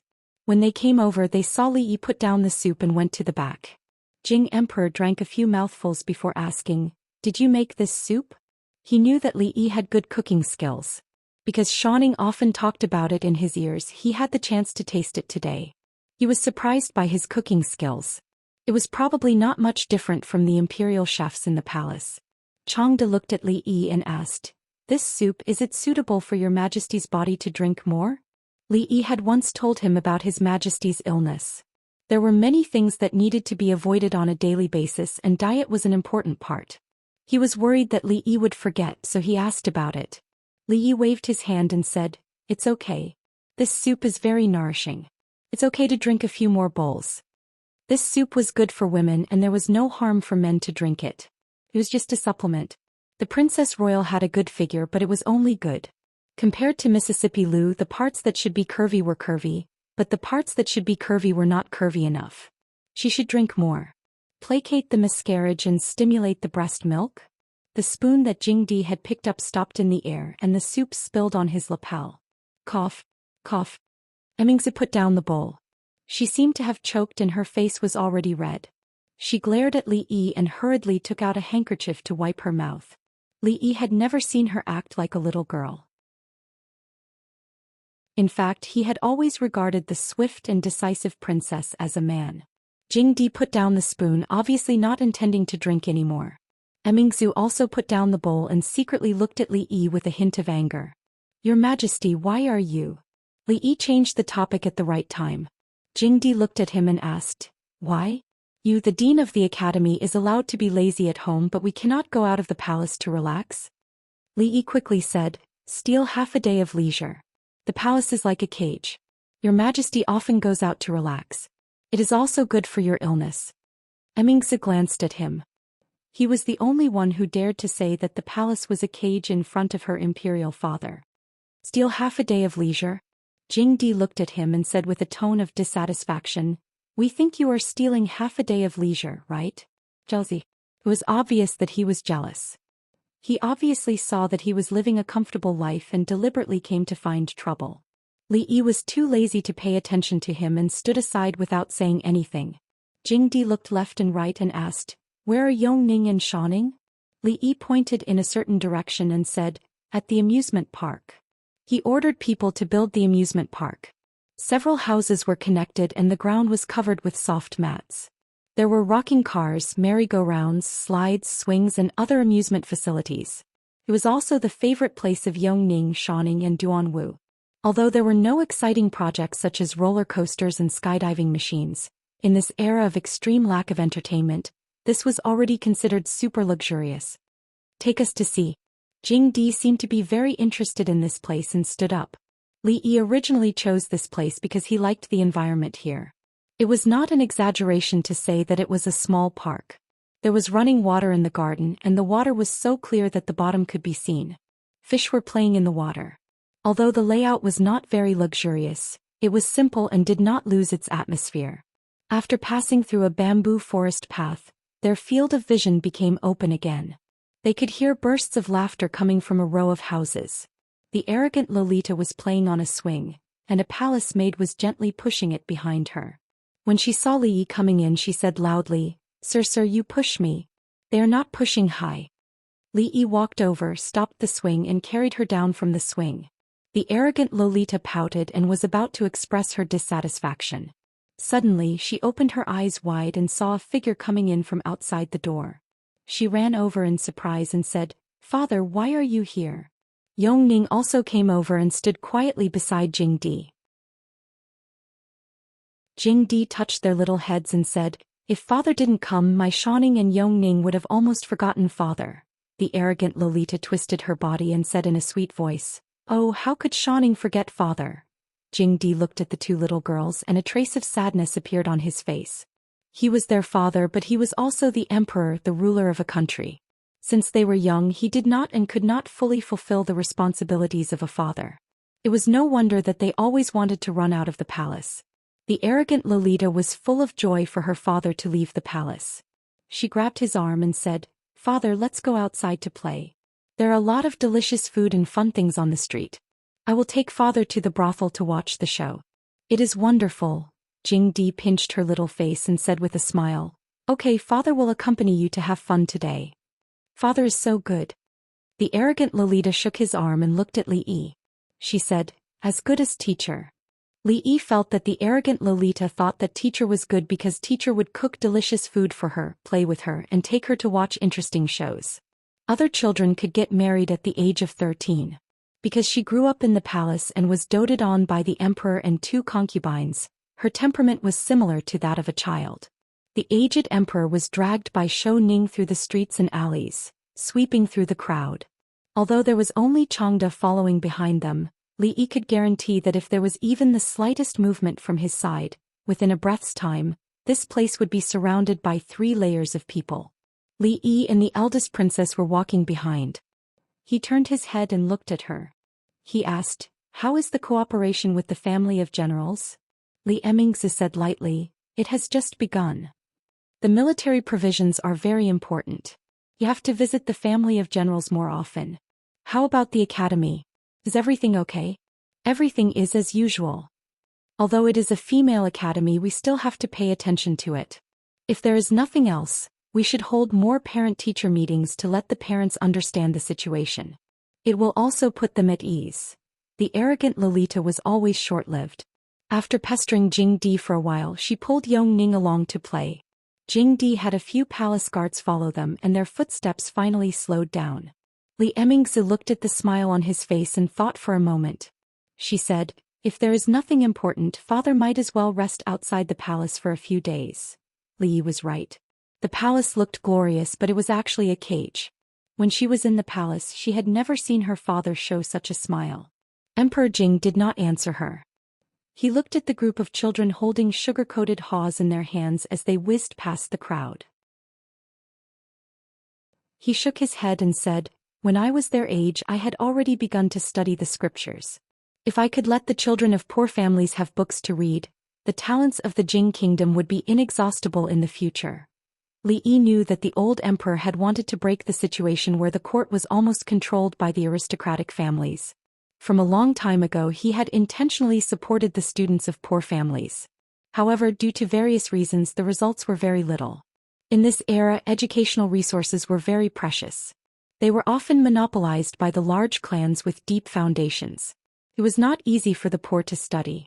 This directly led to the imperial court choosing officials from the aristocratic families. Only they had the ability to nurture outstanding disciples. However, this would cause the court to be filled with factions and complicated relationships. The court would be firmly controlled by the aristocratic families. This was not what a wise emperor wanted to see. For a wise emperor like the old emperor, what he was most concerned about was the poor people and the students of poor families. Li Yi crossed his arms and touched Mingzhu's shoulder. This was a rare opportunity. He had told her in detail how to support the children of poor families and break the monopoly of the aristocratic families in education. If he were to bring it up now, wouldn't he be saying it to the old emperor's heart? He had explained these routines clearly, and they only needed to follow the steps step by step. Emmingzi glanced at him and thought that he was careless. She lowered her head and continued to think. Li Yi touched her again. Emmingzi was still unmoved. Li Yi frowned and turned to look at her. This time he used a little more force. Emmingzi finally turned to look at him. When she saw that he was staring at her, she seemed to have thought of something. She blushed and glared at him. Then she put some distance between them. This was a good opportunity to show off her talents in front of the old emperor. Li Yi wanted to talk to her about serious matters. What was with this blushing expression? What was this woman thinking about? Whether it was on the surface or in the dark, he had done enough for her. However, he couldn't always be the one to take the initiative, right? He was working himself to the bone, but she was enjoying herself up there. How could this be? She should at least take the initiative, right? Chapter 758. Hey, you have to move yourself. Ba, do you still remember the story I told you last time? Li Yi felt that he was facing a blockhead who could not understand anything. He looked at her and asked with a frown. Emmingzi looked at him in confusion. What story? Li Yi reminded her. Wu. Mingzhu's heart skipped a beat. She subconsciously reached out to cover his mouth. She looked around and said, "Don't ever say such rebellious words again." Seeing that her father did not hear it, even if he heard the word Wu, he would not think of anything. This was a secret between the two of them. Only then did she feel slightly relieved. That matter could not be made known to outsiders, and even more so to his father. What are you thinking about all day? Li Yi pushed her hand away and looked at her unhappily. He said, "Open the imperial examination, put the poor in important positions, fill the court with gentlemen, and replace the aristocratic families. This is to share His Majesty's burden, not for you to imitate that woman. You didn't forget what I told you, did you?" Emmingzi shook her head. She looked at him and nodded as if she understood. Her father had been putting the poor in important positions, replacing the aristocratic families, and letting the young scholars from poor families enter the center of the court. In the face of aristocratic politics, the poor had always been suppressed. After entering the court, they would be loyal to the royal family, which could effectively change the current situation in the court. Her father had done some things in response to this, including establishing a mathematics academy and recruiting a large number of commoners. However, she knew that there were more things that could be done to further expand the advantages of the commoners. In the end, it could turn into the kind of situation that Li Yi described, where the court was filled with noblemen and the rivers were clear. Because these things were related to the woman surnamed Wu. This was something she did not dare to think about normally. At this moment, with Li Yi's reminder, she understood that a method was a method after all. It worked in that fictional story, and it could have the same effect in reality. A woman's mind was really hard to guess. Even if Li Yi never thought of the eldest princess as a woman, he still couldn't guess her thoughts. Fortunately, she finally understood his meaning. Li Yi took the tonghulu that the proud Lolita handed over. As he ate, he watched Princess Royal walk over and talk to Jing Emperor in a low voice. After eating 2 candied haws, he felt that something was wrong. Sour and sweet was what candied haws should taste like. The 2 candied haws he ate didn't taste sweet, only sour. When he looked down, it turned out that the sugar had already been licked clean. When he turned around, he saw that Sundra Loli covering her mouth and giggling at him. This little girl was becoming more and more impudent.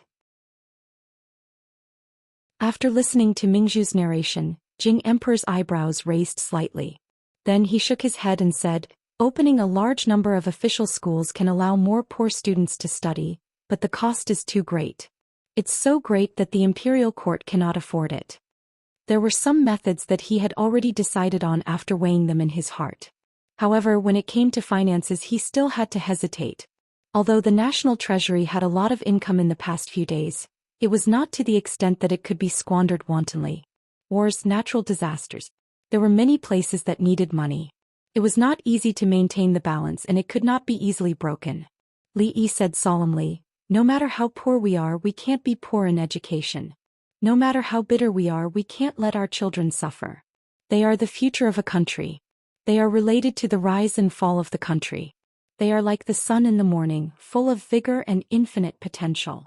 Now the Jing kingdom is ours, but the future of the Jing kingdom is still in their hands." Jing Emperor never despised the theory of governance that came from Li Yi's mouth. Moreover, these words were indeed what he was thinking.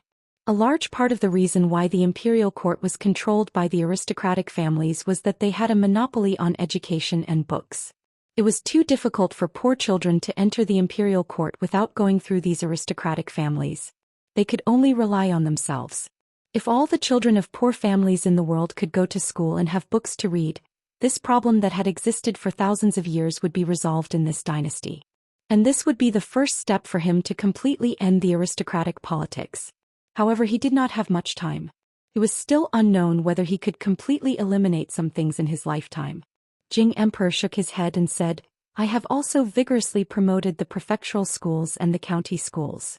But you are not in the position to know how much it costs. A problem that can be solved with money is not a problem. Li Yi looked at Mingzu and asked, Your Highness, don't you think so? The national treasury could not take out the extra money, but the Princess Royal could. It was useless for her to earn so much money. It was impossible for her to save all of it for her dowry. It would be better to build more Mingzu Hope primary schools. At least it would let the poor in the world remember her kindness. The plaque on the school should be custom-made and big, so that everyone would know that it was the Princess Royal who pitted them that they could study. What's more, she did not have to pay for this money. Li Yi had a plan in his heart. Maybe he could save more dowry for her so that they would not be friends in vain. Mingzu looked at him in a daze. She did not know what Li Yi was thinking, but she was sure that he was thinking about something.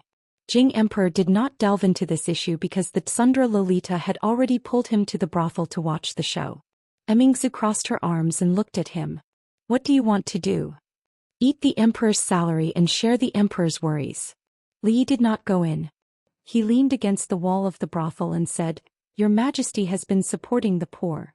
This is to solve the problem from the root.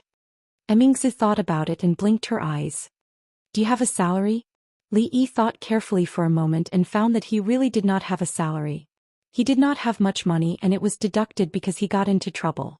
The old emperor did not give him a salary at all. Then forget it. Li Yi waved his hand and was ready to go in to watch the show. He didn't even have a salary, so how could he worry about it?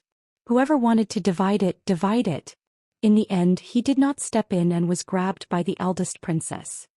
Father's biggest headache is those big families that control the court. If we can help father share this worry, I will ask father to leave the palace to recuperate.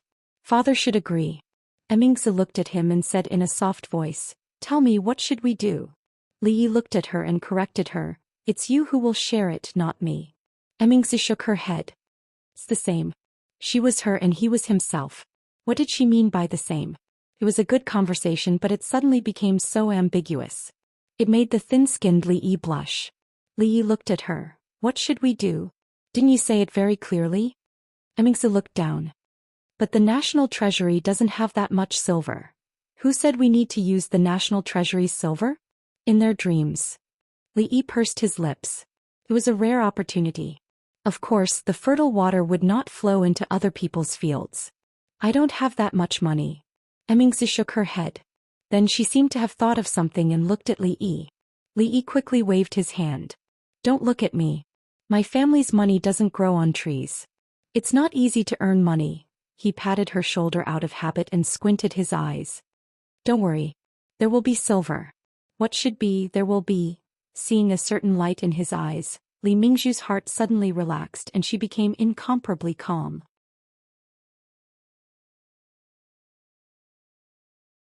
Chapter 759. The opera being performed in the brothel was the classic, The Cowherd and the Weaver Maid. The Qiao festival was coming up in a few days and this kind of opera was very popular. The brothel was not the busiest during the day, but there were many people inside. More than half of the seats were occupied. At night the entire place would be filled with people. Everyone's attention was attracted by the wonderful performance on the stage. No one noticed that in a secluded corner at the back, a pretty girl was excitedly telling the story of the cowherd and the weaver maid to a middle-aged man behind her. Although the opera was wonderful, the story told by the man was even more wonderful. The middle-aged man sat there, patiently listening to the girl. In his arms was a young girl. Occasionally he would look at the stage with a satisfied smile on his face. A gray-robed old man stood behind him. His wrinkled face remained expressionless from start to finish. Outside the brothel, a young man and a young woman leaned against the wall and whispered to each other. When the time comes, there will be official schools in various places. They will be called Mingzu Academy, or Mingzu Hope Academy. Students from poor families will be given a certain amount of subsidies, or they can do some chores in the academy or work part-time. The curriculum must be reasonable and they must be well-rounded. We don't want to cultivate a bunch of rotten scholars. I will write a detailed report for you when I get back and you can submit it to the emperor. Li Yi looked at her and reminded, "Remember, you are the only one who can do these things. As for how to get the money, I won't tell you until the matter is settled." The education reform in the Jing kingdom had already begun on a small scale. Li Yi was not worried that these changes would cause opposition. The old emperor already had the ability to judge. The old emperor had wanted to make a move against the aristocratic families for a long time, but the inside story was not that simple. Li Yi ate with him every day and he learned a lot from him in other aspects. The fact that the court was controlled by the aristocratic families had always been a thorn in the old emperor's heart. He wanted to use the children from poor families to cultivate officials who were absolutely loyal to the royal family to achieve his goal of centralizing power. Although the emperor had great power, he could not do whatever he wanted. He would be a fatuous emperor if he dismissed an official without a good reason, and he would not be able to convince the public. A family like the Cui family was far inferior to the imperial family in terms of military strength. However, it was impossible for the old emperor to send troops to destroy them just because he didn't like them. That was the behavior of bandits. The influence of the great clans was too great, especially to the officials who were attached to them. Touching them without a reason was tantamount to committing a crime. However, he couldn't just watch as these people stirred up trouble in the court and formed cliques for personal gain. The Cui family was a perfect example. Li Yi felt that the king of Shu, the eldest son of the royal family, was banished to that place because the old emperor couldn't stand the sight of the Cui family. The ones he had always wanted to deal with were the magnates led by the Cui family. Thinking about it, the Cui family had also committed a sin. They had just lost a few million taels of silver, and the coffin itself had probably been used up. Furthermore, the emperor was always thinking about them. What an unlucky year. After listening to him, Mingzu nodded and suddenly asked, "Why does it have to be me?" Li Yi pursed his lips. "This is a great contribution. Of course, we should not let the goodies flow to outsiders." "So I'm not an outsider? We are the three heroes of the capital. We share blessings and misfortunes. Of course, we think of you first when there's something good. It's too distant to call us outsiders. At least we can be considered as half an insider, right?" Mingzu glared at him. "Bah, who's your insider?" It was obviously a very pure meaning, but she had to misunderstand. Li Yi couldn't be bothered to explain. He only felt that the princess was not straightforward at all today. She was wishy-washy and like a woman. Something's still not right. Mingzu crossed her arms and stared straight at him. "Every time you're so attentive, something bad must be going on. When you speak, feel your conscience." Li Yi looked at her and frowned. "Ask yourself, when have I ever harmed you?" When Li Yi opened his mouth, he naturally looked in the direction of her conscience. Feeling his gaze, Mingzu thought of the bowl of soup she had just drunk. She felt uncomfortable all over. She put her hands down from her chest, but she didn't know where to put them. Finally, she looked at him in embarrassment and walked towards the brothel. How can one pacify the world if one's chest is not clear? Li Yi shook his head. He felt that there must be a deeper meaning behind heaven's arrangement. At the very least, the eldest princess had taken the first step on the road to pacify the world. The old emperor had a lot of fun today.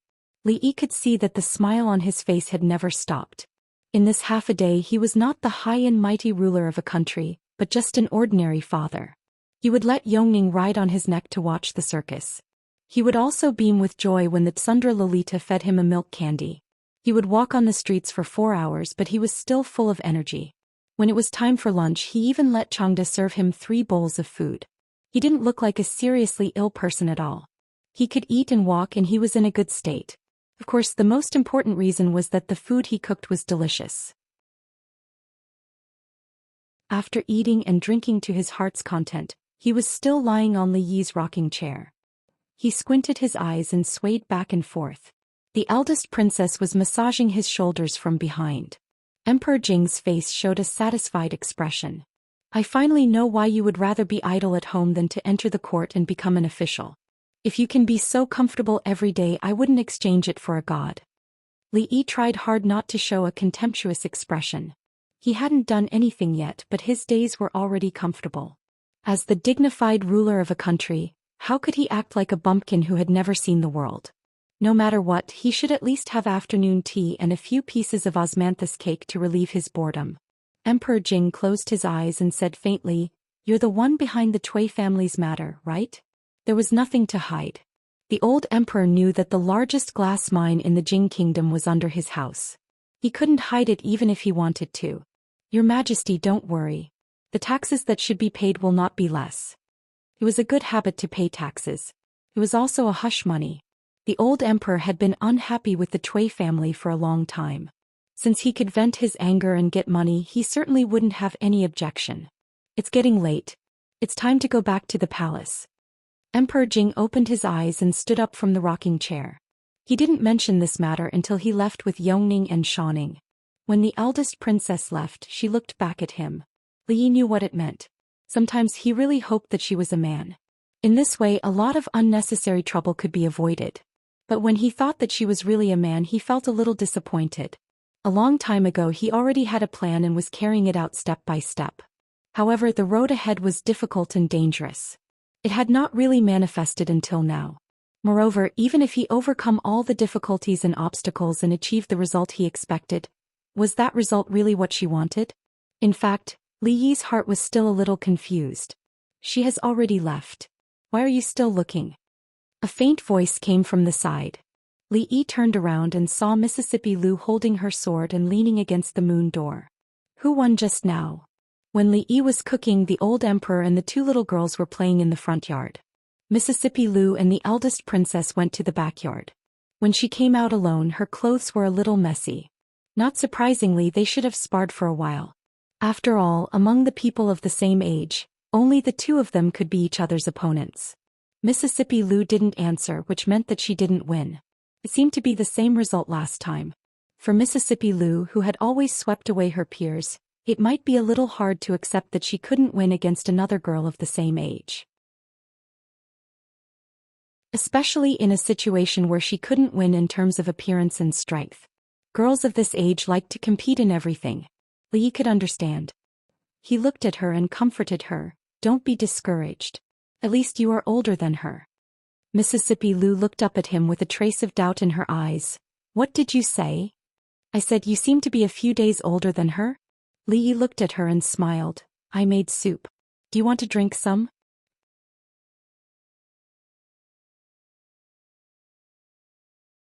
Chapter 760. Recently, Li Yi was keen on making soup. This work was not as simple as putting a bunch of ingredients in water to boil. The proportion of various ingredients, the amount of water, the heat, the time, and changing any of the parameters, the taste might change qualitatively. In this aspect, he was already very experienced. Of course, the love poured into the soup could not be described by the amount. Rui's soup nourished the fetus, and Xiaohuan's soup was beneficial to the growth of puberty girls. Although Mississippi Lu did not need to grow anymore, it was not bad to drink more. The one who needed to grow the most was actually the eldest princess more than Xiaohuan. Therefore, when Li Yi entered the palace, he brought her a full cup. Eating egg fried rice with a delicious soup that could nourish one's body would be better. Eating egg fried rice with wine didn't sound like a good thing. How is it? This soup tastes good, right? Egg fried rice was a little greasy, and this soup could relieve the greasy feeling. More importantly, it could also grow the body. Mingzu nodded. Soup with rice was indeed better, but after experiencing something, whenever soup was mentioned, she would think of something that made people blush. She looked at Li Yi with some vigilance and asked, "This soup? What's the use?" To relieve greasy feeling, it's not good to drink all the time. Li Yi looked at her and said indifferently, "Don't worry, it's not poisonous." As he spoke, he poured himself a bowl and started to drink by himself. Mingzhu's doubts disappeared, but she felt a little guilty. She really should not have doubted him just now. Li Yi took out a piece of paper and said, "This is for you." Li Mingzhu took it and looked at it. She found that what was written on it was exactly what he had told her yesterday. It was just that it was more organized and clear. As for the more specific and detailed things, he had deliberately omitted them. Just hand it over like this. Li Yi was worried that she would blurt out all the details on her own, so he reminded her of something else. Mingzi did not ask much. She knew that he did this for a reason. This matter was beneficial to the country and the people. He would not harm her. Mingzi looked at him and asked, "How do you get the money?" "It's a secret for now." Li Yi didn't tell her directly, not because he didn't trust her, but because he trusted her too much. This silly girl's kung fu was quite powerful, but her mind was actually very simple. She could not hide anything in her heart. If he really solved all the problems and then revealed everything, what would they have to do with it? I'm leaving. I'll come find you in a few days.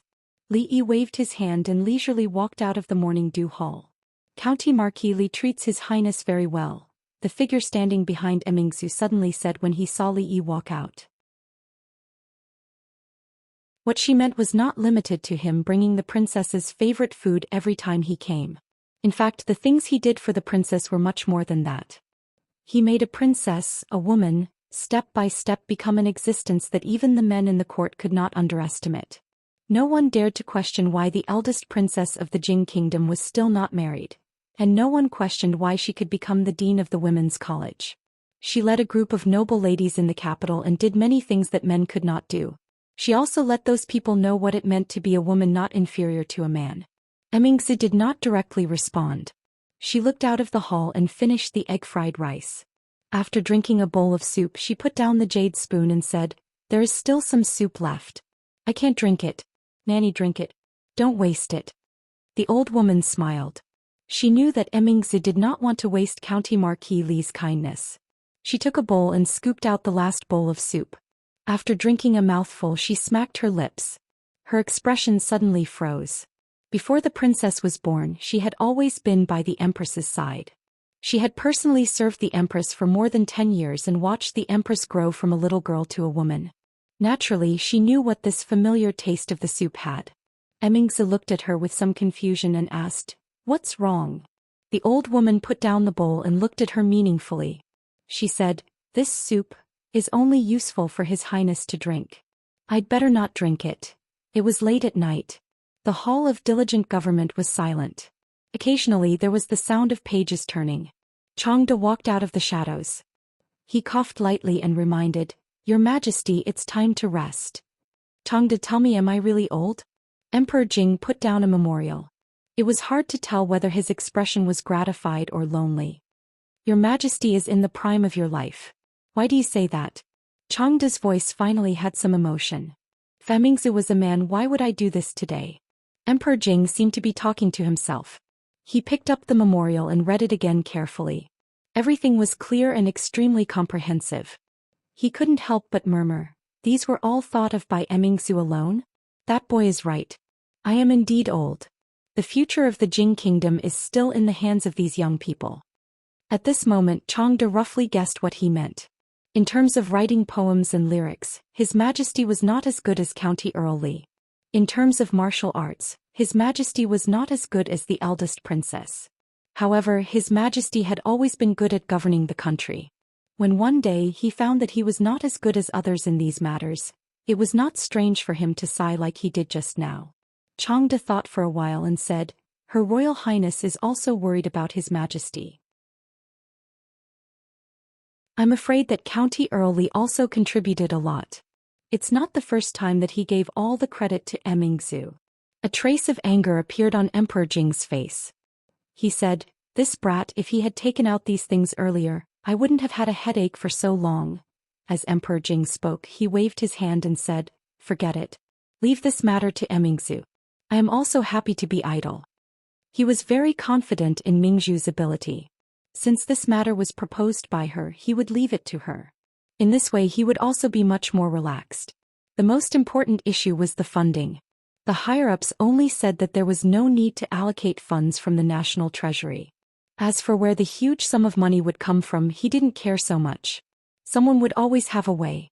As if thinking of something, Emperor Jing suddenly said, "Do you think he has any thoughts about Mingzu? If Li Yi didn't have a wife, he would even think it was a good thing. But it was impossible for a princess of a country to be a concubine. Her Royal Highness and he have known each other for a long time. He is also indebted to her." Changde thought for a while and said, "As for other things, it shouldn't be." Naturally, he couldn't say much about this kind of thing. With Mingzhu's age, if it was another princess, she would have gotten married long ago. But she always has her own ideas. I don't know her thoughts, so I can't help her decide.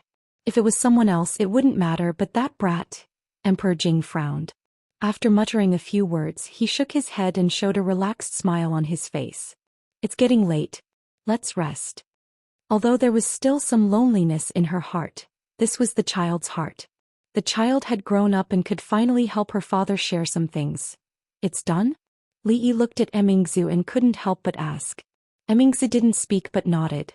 Although he didn't know why she didn't seem to be in a good mood and the way she looked at him was a little strange, it was always worth being happy that the plan had taken a big step forward. Drink soup, drink soup. Li Yi filled another bowl for her.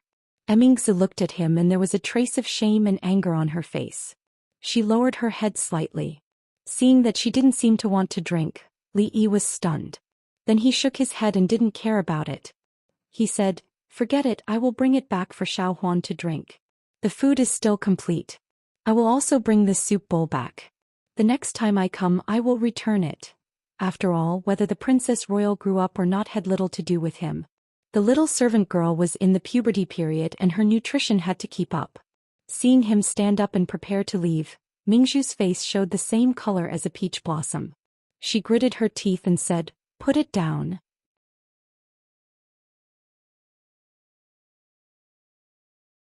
Chapter 761. The emperor's condition seemed to have improved. The morning court, which had not been held for a long time, reopened today. This was the first time in several months. The officials were in high spirits and did not dare to be negligent. They stood in front of the palace gates before dawn waiting. The morning court had not been held for a long time. Originally, they thought that there would be a lot of important matters accumulated. They did not know when it would end today. However, in less than an hour, all the officials lined up and walked out of the political hall. The emperor's body might not be able to hold on. Even in the past, it was rare to end a meeting so early. 2 provinces had been hit by floods half a month ago. The losses were not small. The emperor ordered the Ministry of Revenue to allocate silver as soon as possible for disaster relief. He also sent officials from the Imperial Water Surveillance to deal with the floods. This should be the most urgent matter. However, similar disasters were experienced almost every year. There would not be any big mistakes if they were done step by step. After that, it was some trivial matters of the various departments. Since it was the morning court, something had to be said. Otherwise, it would be awkward for everyone to stand there and make it seem like they had no work to do. In addition, he ordered the Ministry of Rights to assist the princess in supervising the construction of the county schools. There was also a small reform of the imperial examinations. It was something that everyone was concerned about. Although he had failed many times, the emperor did not seem to have given up on the suppression of some powerful families. There was still a long distance from the political hall to the yamen of the various departments. The officials gathered in 2s and 3s and discussed the matters of the morning court. Daxing County School. His Majesty is opening the door to the poor again. Didn't they do this a few years ago? In the end, it was still left unsettled. It's difficult.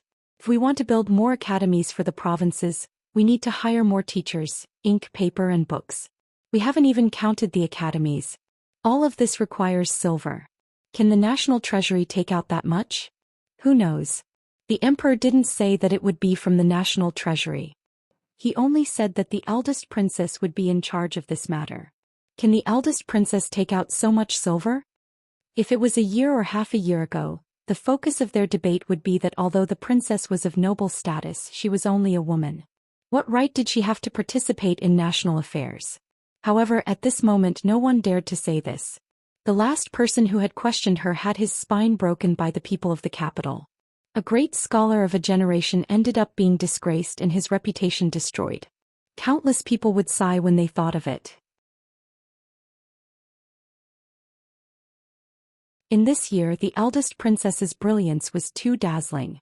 She had brought back Tian Fa and helped the Jing kingdom defeat the Qi kingdom. Even now, the Jing kingdom was still deeply intimidated. Later on, she had defeated the envoy of the Qi kingdom and saved the face of the country. Later on, the Women's Union and the Women's Academy had even promoted the national policy of not marrying before the age of 16. They had trained female midwives, which reduced the chances of a woman dying from dystocia by several times. All of these things were enough to convinced. Up until now, they wouldn't be surprised if the eldest princess's shadow appeared in court affairs. But as for whether she could handle this matter well, no one had any expectations in their hearts. After all, even His Majesty had encountered irresistible obstacles in this matter, let alone the eldest princess, a woman. Not to mention other obstacles, just the amount of silver needed was not a small amount. If she couldn't solve this problem, it would be a joke. Perhaps it was because they saw through this that the officials with deep backgrounds didn't show any displeased expression. Supporting the poor was naturally suppressing the influential families. His Majesty's display of this intention showed that he was dissatisfied with them. The big families who had always been close to the royal family were not afraid. Their status in the court was guaranteed by the royal family. But for the Cui family and other families, things were not so simple. At least in the current court they were not so stable. An official said in a low voice, "These years the court has changed a lot. Is His Majesty still not satisfied?" "Don't worry. Haven't we already experienced such things?" A middle-aged man next to him showed a disdainful smile and said, "This time there will be no end. Even His Majesty can't do it. Eldest princess, yeah, the most important thing is where the silver comes from." One person nodded and said, "If it's only in the capital, it won't affect the overall situation. But if it covers all the provinces, I'm afraid the national treasury won't be able to afford it. I'd like to see what eldest princess plans to use to fill this bottomless pit." Her Royal Highness's business is doing well, but this time the shining silver is destined to go down the drain. As soon as one person said this, he was pulled by the arm by the person next to him. The person's gaze was extremely obscure. That person looked back and saw the gloomy face of one of the important figures of the Cui family. His heart immediately thumped and he thought, "This is bad." Wasn't mentioning this in front of the Cui family rubbing salt in their wounds? Everyone knew that the Cui family had suffered heavy losses because of the glass incident. The exhibition was not held and the glass they had hoarded was smashed to pieces in front of everyone. According to insiders, this time the Cui family would probably lose millions of taels of silver. In terms of losses, who could compete with the Cui family? Not daring to look at that official Cui again, he looked back at the eldest princess who had just walked out. A strange look appeared in his eyes and he quickly walked forward. "It seems that no one is optimistic about you. Li Yi rarely attended court today." He walked beside Emmingsu. With his current hearing ability, it was not difficult for him to hear what the people in front of him were talking about. For the eldest princess it was even less difficult. "Just watch." Emmingsu looked back at him and said lightly. Li Yi heard this and was stunned. He didn't know whether he should be touched or helpless. This matter had been arranged in front of hundreds of officials. There was no way back. The silver had not been settled yet, but she was actually not anxious at all. She didn't think, what if he was bragging? However, the feeling of being trusted was not bad. Li Yi looked back at her and comforted her. "Don't worry. If you don't have money, you can cheat some more." "What did you say?" Emmingsu looked back at him. "I said if you don't have money, you can earn some more." Li Yi looked at her and said with a smile, "You also know that I am very good at making money. This little money is just for sprinkling water." There seemed to be someone waiting in front. When he saw the two coming, he bowed slightly and said, "Your Highness." Then he looked at Li Yi and nodded slightly. He also smiled back. The head of the Wang family was an old friend who had friendly cooperation with him. Emmingsu looked at him and asked, "May I know what's the matter, Official Wang?" The relationship between the Wang family and the royal family had always been close. Although she was a princess, she would not be too arrogant in front of the head of the Wang family. "Your Highness wants to build the county school. It is a good thing for the country and the people. The Wang family is willing to donate 100,000 taels of silver to contribute to this matter." 100,000 taels of silver was not a small amount. When Li Yi gave it to Mississippi Liu, he hesitated for a moment. The Wang family actually took it out so easily. They were indeed the wealthiest family in the Jing kingdom. They were full of confidence. However, thinking of how much they had earned these days, it was normal for them to take out some money to show their love. Emmingsu was also stunned when she heard this. Then she said with a smile, "I appreciate the Wang family's kindness. However, I have already made arrangements for this matter. There is no need for official Wang to worry." She knew that Li Yi did not want others to interfere in this matter. Moreover, he had just said that the money was just a sprinkle of water to him. Sprinkle of water should mean that it was not worth mentioning, right? The head of the Wang family was only surprised for a moment. Then he smiled and said, "In that case I will leave first." Li Yi turned his head and looked at her in a daze. His face was full of disbelief. Being stared at by him and thinking of the effects of the soup, Emingzu felt that a certain part of her body was a little strange. This feeling was unprecedented. She blushed and asked, "Why are you looking at me?" Li Yi touched his forehead with one hand and reached out with the other to touch hers. He did not have a fever. Could it be that after drinking too much of that soup, a certain part of her body would grow and her intelligence would decrease? "What are you doing?" Emingzu swatted his hand away and said angrily. Li Yi had no time to admire the eldest princess's rare angry look. He took off and chased after the head of the Wang family. "Official Wang, wait, don't go. Let's discuss what happened just now. Old Wang, stop."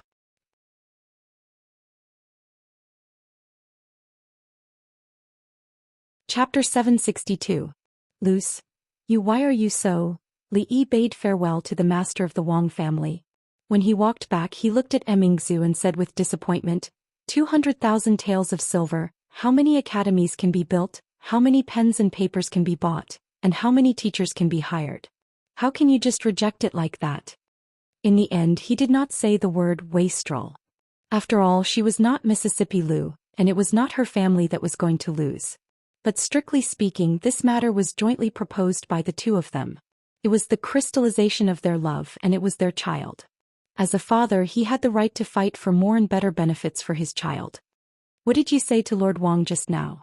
Emingzi looked at him and asked in confusion. When the master of the Wang family left just now, his face was full of smiles and he was obviously in a good mood. She could not think of a reason that could make the person who gave out 100,000 taels of silver so happy. Then she realized another problem. Looking at Li Yi, she asked uncertainly, "You just said 200,000 taels of silver?" The Wang family has already agreed to donate 200,000 taels of silver. Li Yi waved his hand and said, "But don't make this matter known for now. Doesn't His Majesty want the Ministry of Rights to help you? Let them first. Will this work?"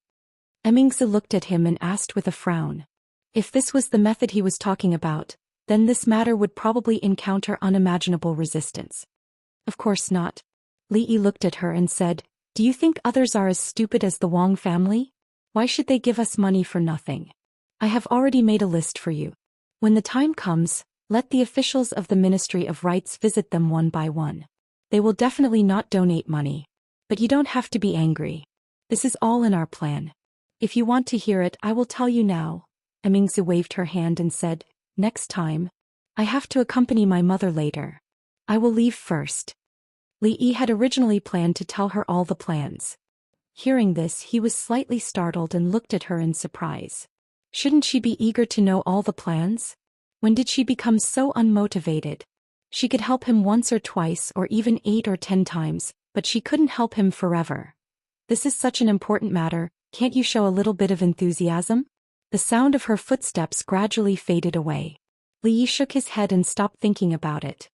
He shouted at her back, "The soup I brought for you is in the cafeteria. Don't forget to get it." With that he walked towards the palace gate. Mingzhu's body trembled and she stopped in her tracks. An unnatural blush appeared on her face. Originally he wanted to spend a few days in peace in the future and not care about the matters in the court. But sometimes he couldn't stay idle.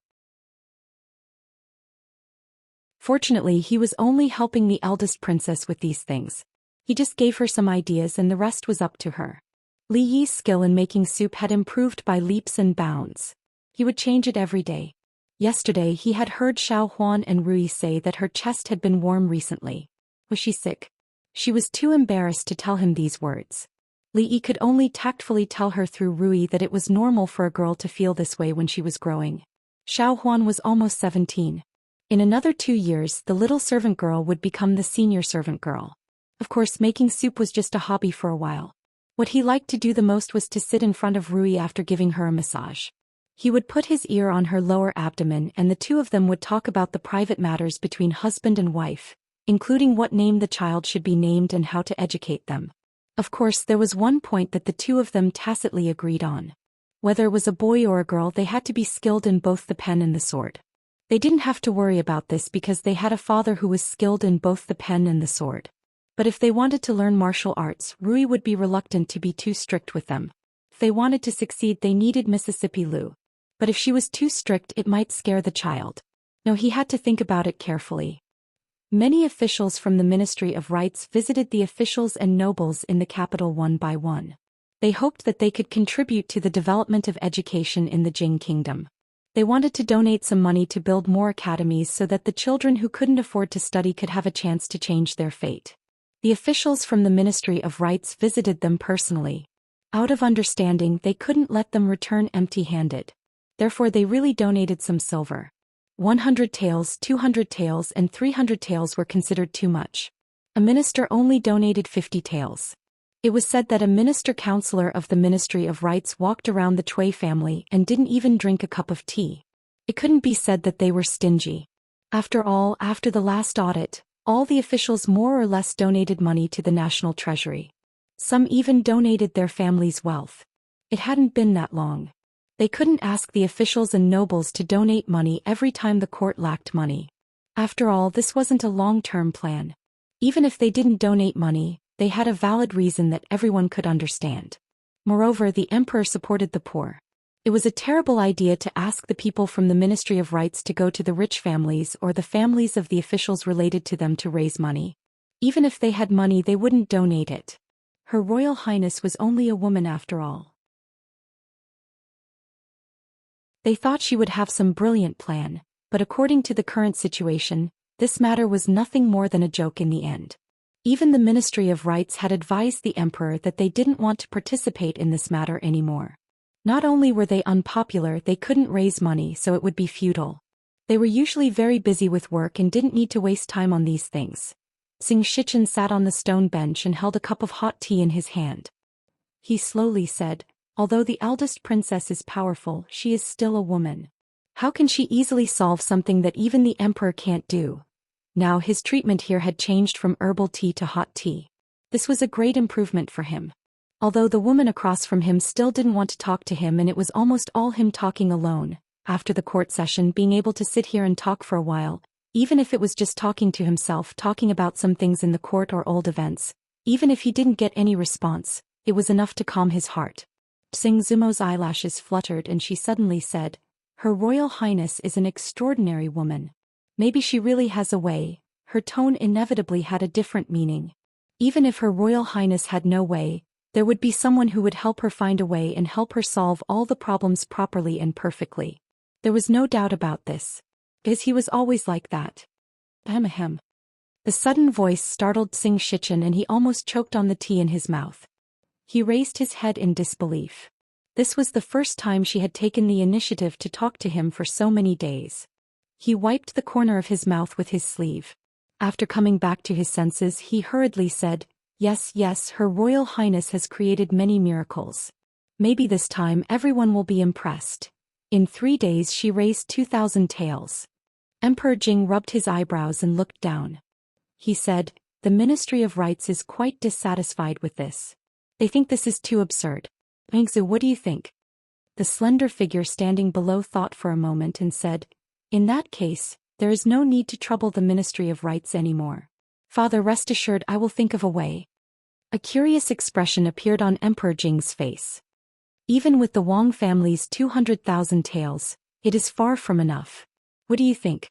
Tell me."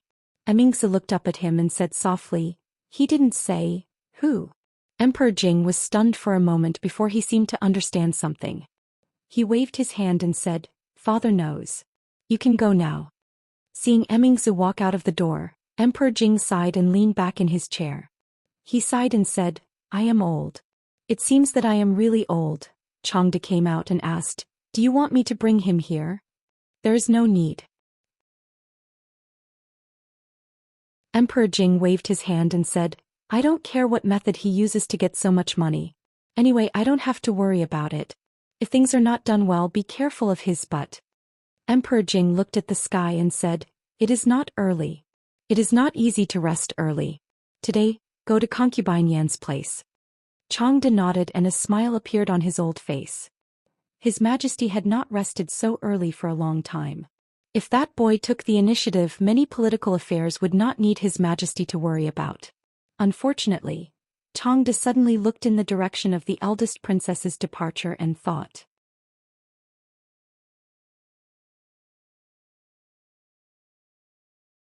Chapter 763. There was a heated discussion in the capital these days, and the scope of the discussion was very wide. Even the poor farmers who usually did not care much about state affairs, often went into the city to inquire about the construction of the academy. They heard that after the academy was built, the children of the poor would be able to study for free. Their children would be 7 years old next year. Would they be able to study in the academy in the future? The farmers who had eaten the last meal and had to worry about the next, should be most concerned about the problem of food. They had never cared about state affairs, and no matter what the higher-ups did, as long as they could eat their fill and survive in this world, that was the first thing they thought about when they woke up every day. But this time they had to be concerned. If what the eldest princess was doing was successful, their children would not have to repeat the life of their fathers like them. They could go to the academy to study and be scholars. In the future, if they could become the top scholar and become a high-ranking official, they would bring honor to their ancestors and their families. In their view, scholars were all going to become the top scholar and become a high-ranking official. Although Scholar Wu at the entrance of the village had not become the top scholar, everyone in the village who saw him had to respectfully call him Duke Scholar. In short, no matter what status they had in the past, as long as they studied, everything would be different. This was a joyous occasion. Her Royal Highness had done something good for them again. First, she had summoned her own daughter and allowed her entire family to have a full meal. Now she had even allowed their sons to study. They did not know how many things the current emperor had done for them, but Her Royal Highness was really speaking up for these poor commoners. Building an academy required money, and Her Royal Highness ran around to raise money for them. However, those rich officials did not seem to be willing, and it seemed that the matter of building an academy could not be carried out. This was the situation that they learned after entering the city. Their money, isn't it all from the wealth of the people?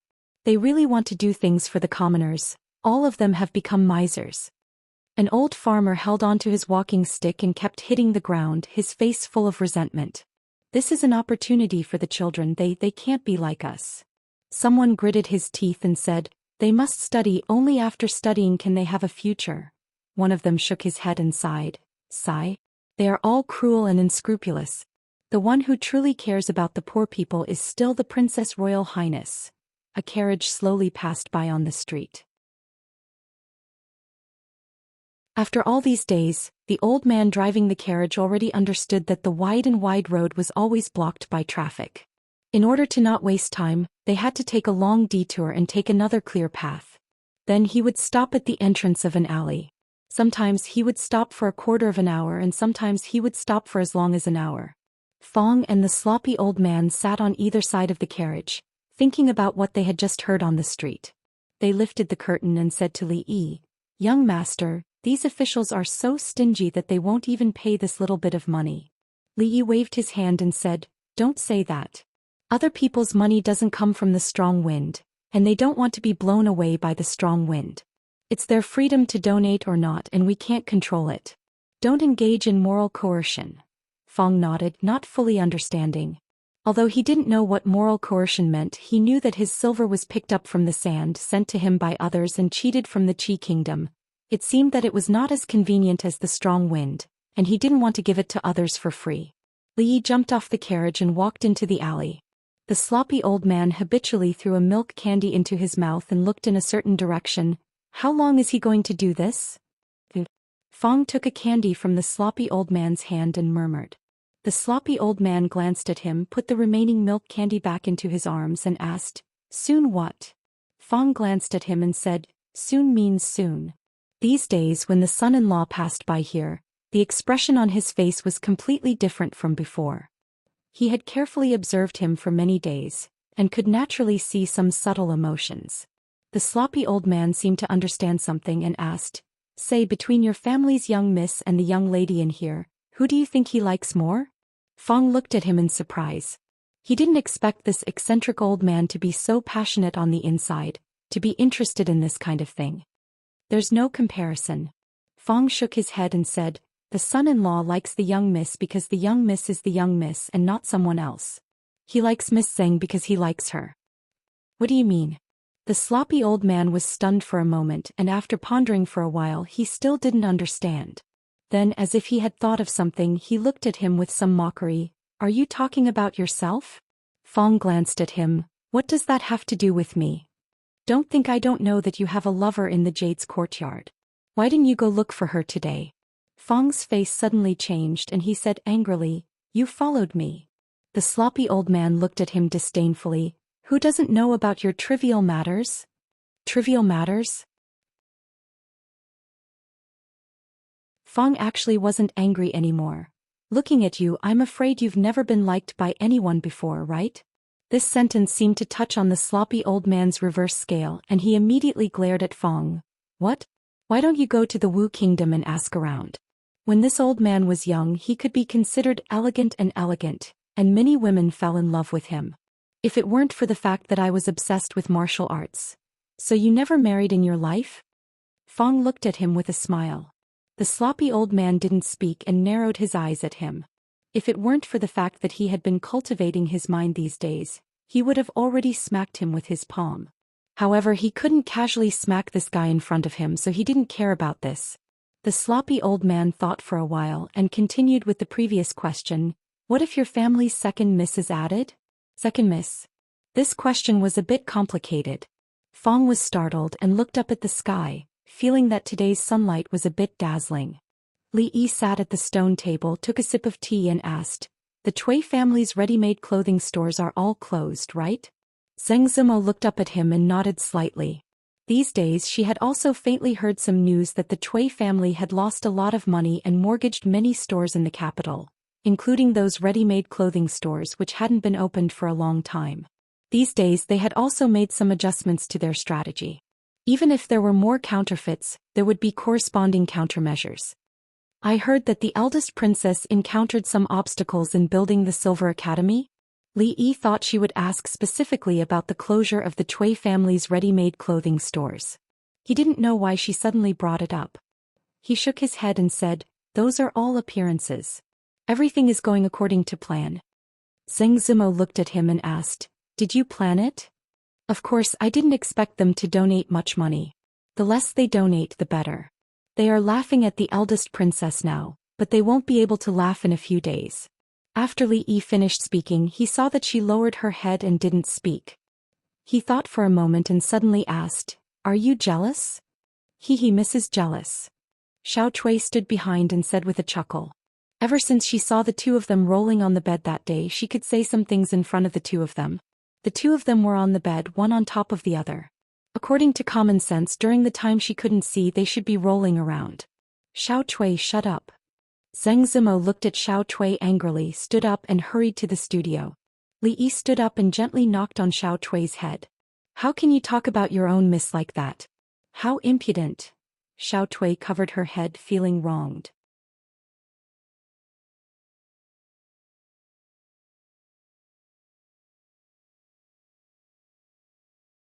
Chapter 764. When Li Yi pushed the door open again and walked out, he habitually held Xiao Cui's head with his hand. He knew that she had the habit of leaning on the door to eavesdrop. If she suddenly lost her support, it was very likely that she would fall to the ground. The girl was, after all, thin-skinned. After being caught again, she looked at Li Yi with some embarrassment. She blushed and said, Li, are you leaving? I'm leaving. Li Yi patted her head and walked out of the courtyard. Why don't you take your lover back and let her stay in the brothel alone? Do you feel at ease? Next to the carriage, the sloppy old man was chattering. Could it be that you are afraid of your wife, as they say? Fang did not pay attention to the sloppy old man because he was still thinking about the question just now. Although he now boasted that he was a smart person, especially towards the son-in-law, he could see very clearly from the perspective of an outsider. However, the old man's question just now made it difficult for him to answer. Li Yi got on the carriage and said, let's go to the palace. Fang sniffed and smelled a faint fragrance. He shook his head and waved his whip. The carriage slowly moved. When Li Yi stepped into the imperial garden, Jing Di was playing chess with the proud Lolita. Maybe it was because there was nothing to be busy with political affairs, but the old emperor was more and more leisurely and elegant recently. The proud Lolita no longer played chess with others. She had already understood that the rules of the chess were set by herself. She was invincible in the palace. Even if Li Yi met her, he would have to retreat. They were playing 5 in a row. Li Yi stood by and watched for a while. He couldn't help but sigh. The proud Lolita's thinking was really quick. It seemed that she had a high talent in all kinds of chess.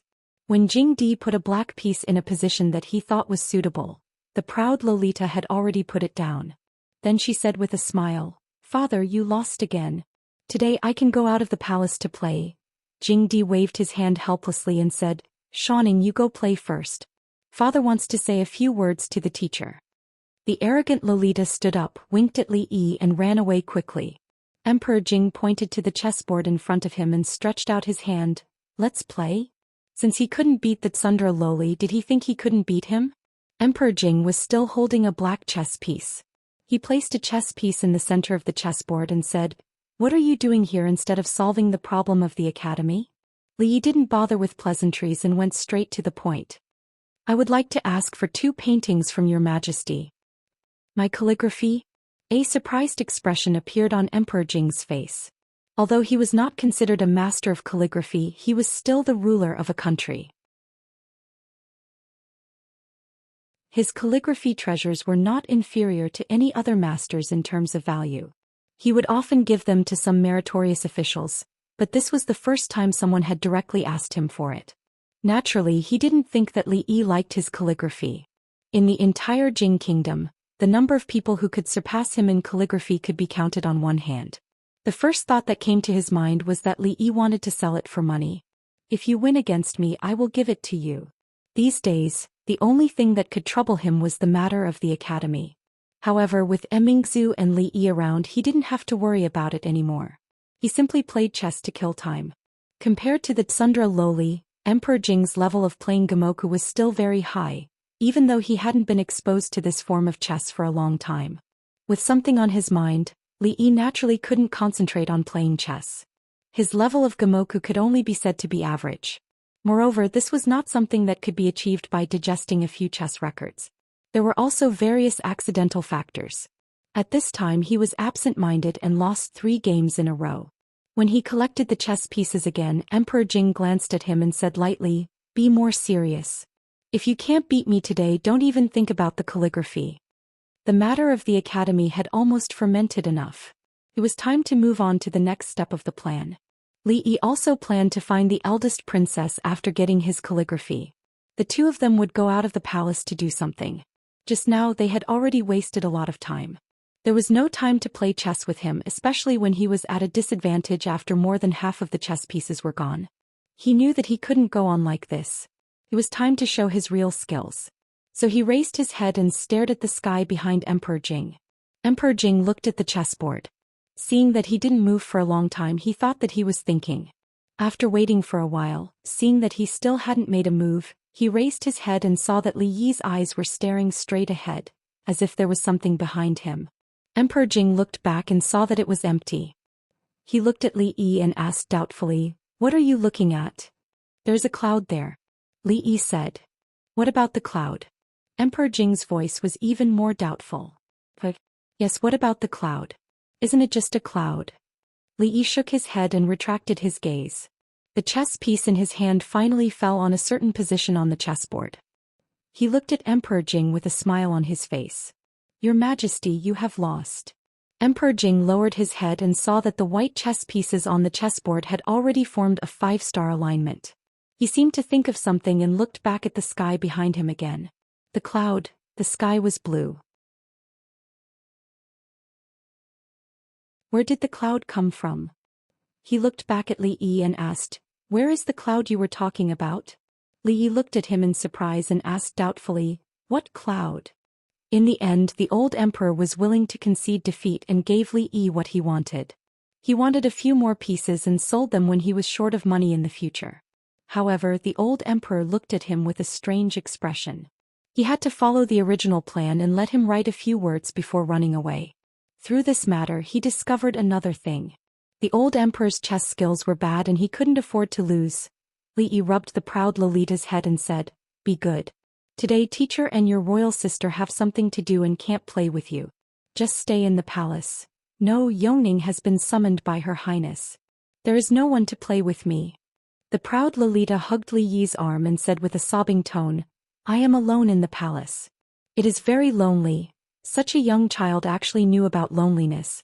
Li Yi couldn't refuse no matter what. He could only nod helplessly and said, "Then follow me." The sobbing tone in the Lolita's voice immediately disappeared. An excited expression appeared on her face. "Then let's go find my royal sister now." Li Yi was a little dazed as she led him to the morning dew hall. He only felt that there was no sincerity left in this world. Women who practiced martial arts usually maintained their figures very well. If it was those who were obsessed with martial arts, there was not a single extra thing on their bodies. It was as if they were made by nature. Of course, those who were born with a certain deficiency could not make up for it through practicing martial arts. The flesh on their bodies could be reduced, but it would never be increased. Even though he knew that she had only been drinking the soup for a few days and that it shouldn't have much effect, Li Yi still faintly had an illusion. His gaze subconsciously looked towards a certain part of the eldest princess's body that was dancing with her sword. Women were always particularly sensitive to certain parts of their bodies and could easily feel other people's gazes. The eldest princess who was dancing with her sword suddenly increased in speed. Li Yi reached out and used his middle and index fingers to clamp a long sword. He smiled and said, "Don't mess around." She didn't have any evil intentions. The speed of the sword was not fast and the direction was perfectly straight. Li Yi felt that the scene of him clamping her sword with his hand must be very cool. Teacher is so amazing. That Sundra Lolita was always so cooperative. Her eyes flashed with little stars and the look of worship made his vanity a little satisfied. Emingzu put away the long sword and looked at him. She asked, "Where is the thing?" "What thing?" Li Yi was stunned for a moment before he remembered something. He said, "That soup needs to be brewed for a long time. I came out in a hurry today and didn't have time to prepare it. Next time." The Tsundra Lolita shook Li Yi's arm and said in a sweet voice, "Teacher, my royal sister doesn't let me drink the soup you brought for her. Can you bring some for Shanning in the future?" Li Yi pinched her little face and said, "No, this kind of soup is not for children to drink." Mingzhu's face turned slightly red. He really knew the effects of that soup. So was he disdaining her? She glared at him vaguely. She walked over and opened something he placed on the table. "Father's handwriting?" She couldn't help but exclaim softly when she saw the 4 big words, "Emingzu Academy," written on the paper. Li Yi was having a headache on how to explain to the Tsundra Lolita why that kind of soup could only be drunk by older girls and not younger girls. This was a false proposition because it was more effective for a growing girl than an older girl. But he couldn't really explain it like that. Seeing that she picked up the paper, he took the opportunity to walk over and said, "In the future, regardless of whether it's the capital or the other prefectures, the academies established will be called Emingzu Academy. The meaning is that these academies aim to cultivate brilliant talents like Emingzu for the country." The names of the academies were also very particular. It was very appropriate to use Emingzu as a metaphor for talents. It was easy to understand and meaningful. Of course, the reason why Li Yi gave the academy this name was not because of this. He wanted to let the students studying in these academies know that they could get rid of their poor lives and sit in the bright academy. They could have the opportunity to enter the court and bring honor to their ancestors. They could compete fairly with those powerful peers of the same age. These were all given to them by one person. This person was called Emingzu Li. She was the eldest princess of the Jing Kingdom. You're tuning in to the Zhou Xian's Legacy YouTube channel. Don't forget to subscribe and join us on this journey to catch the most captivating stories.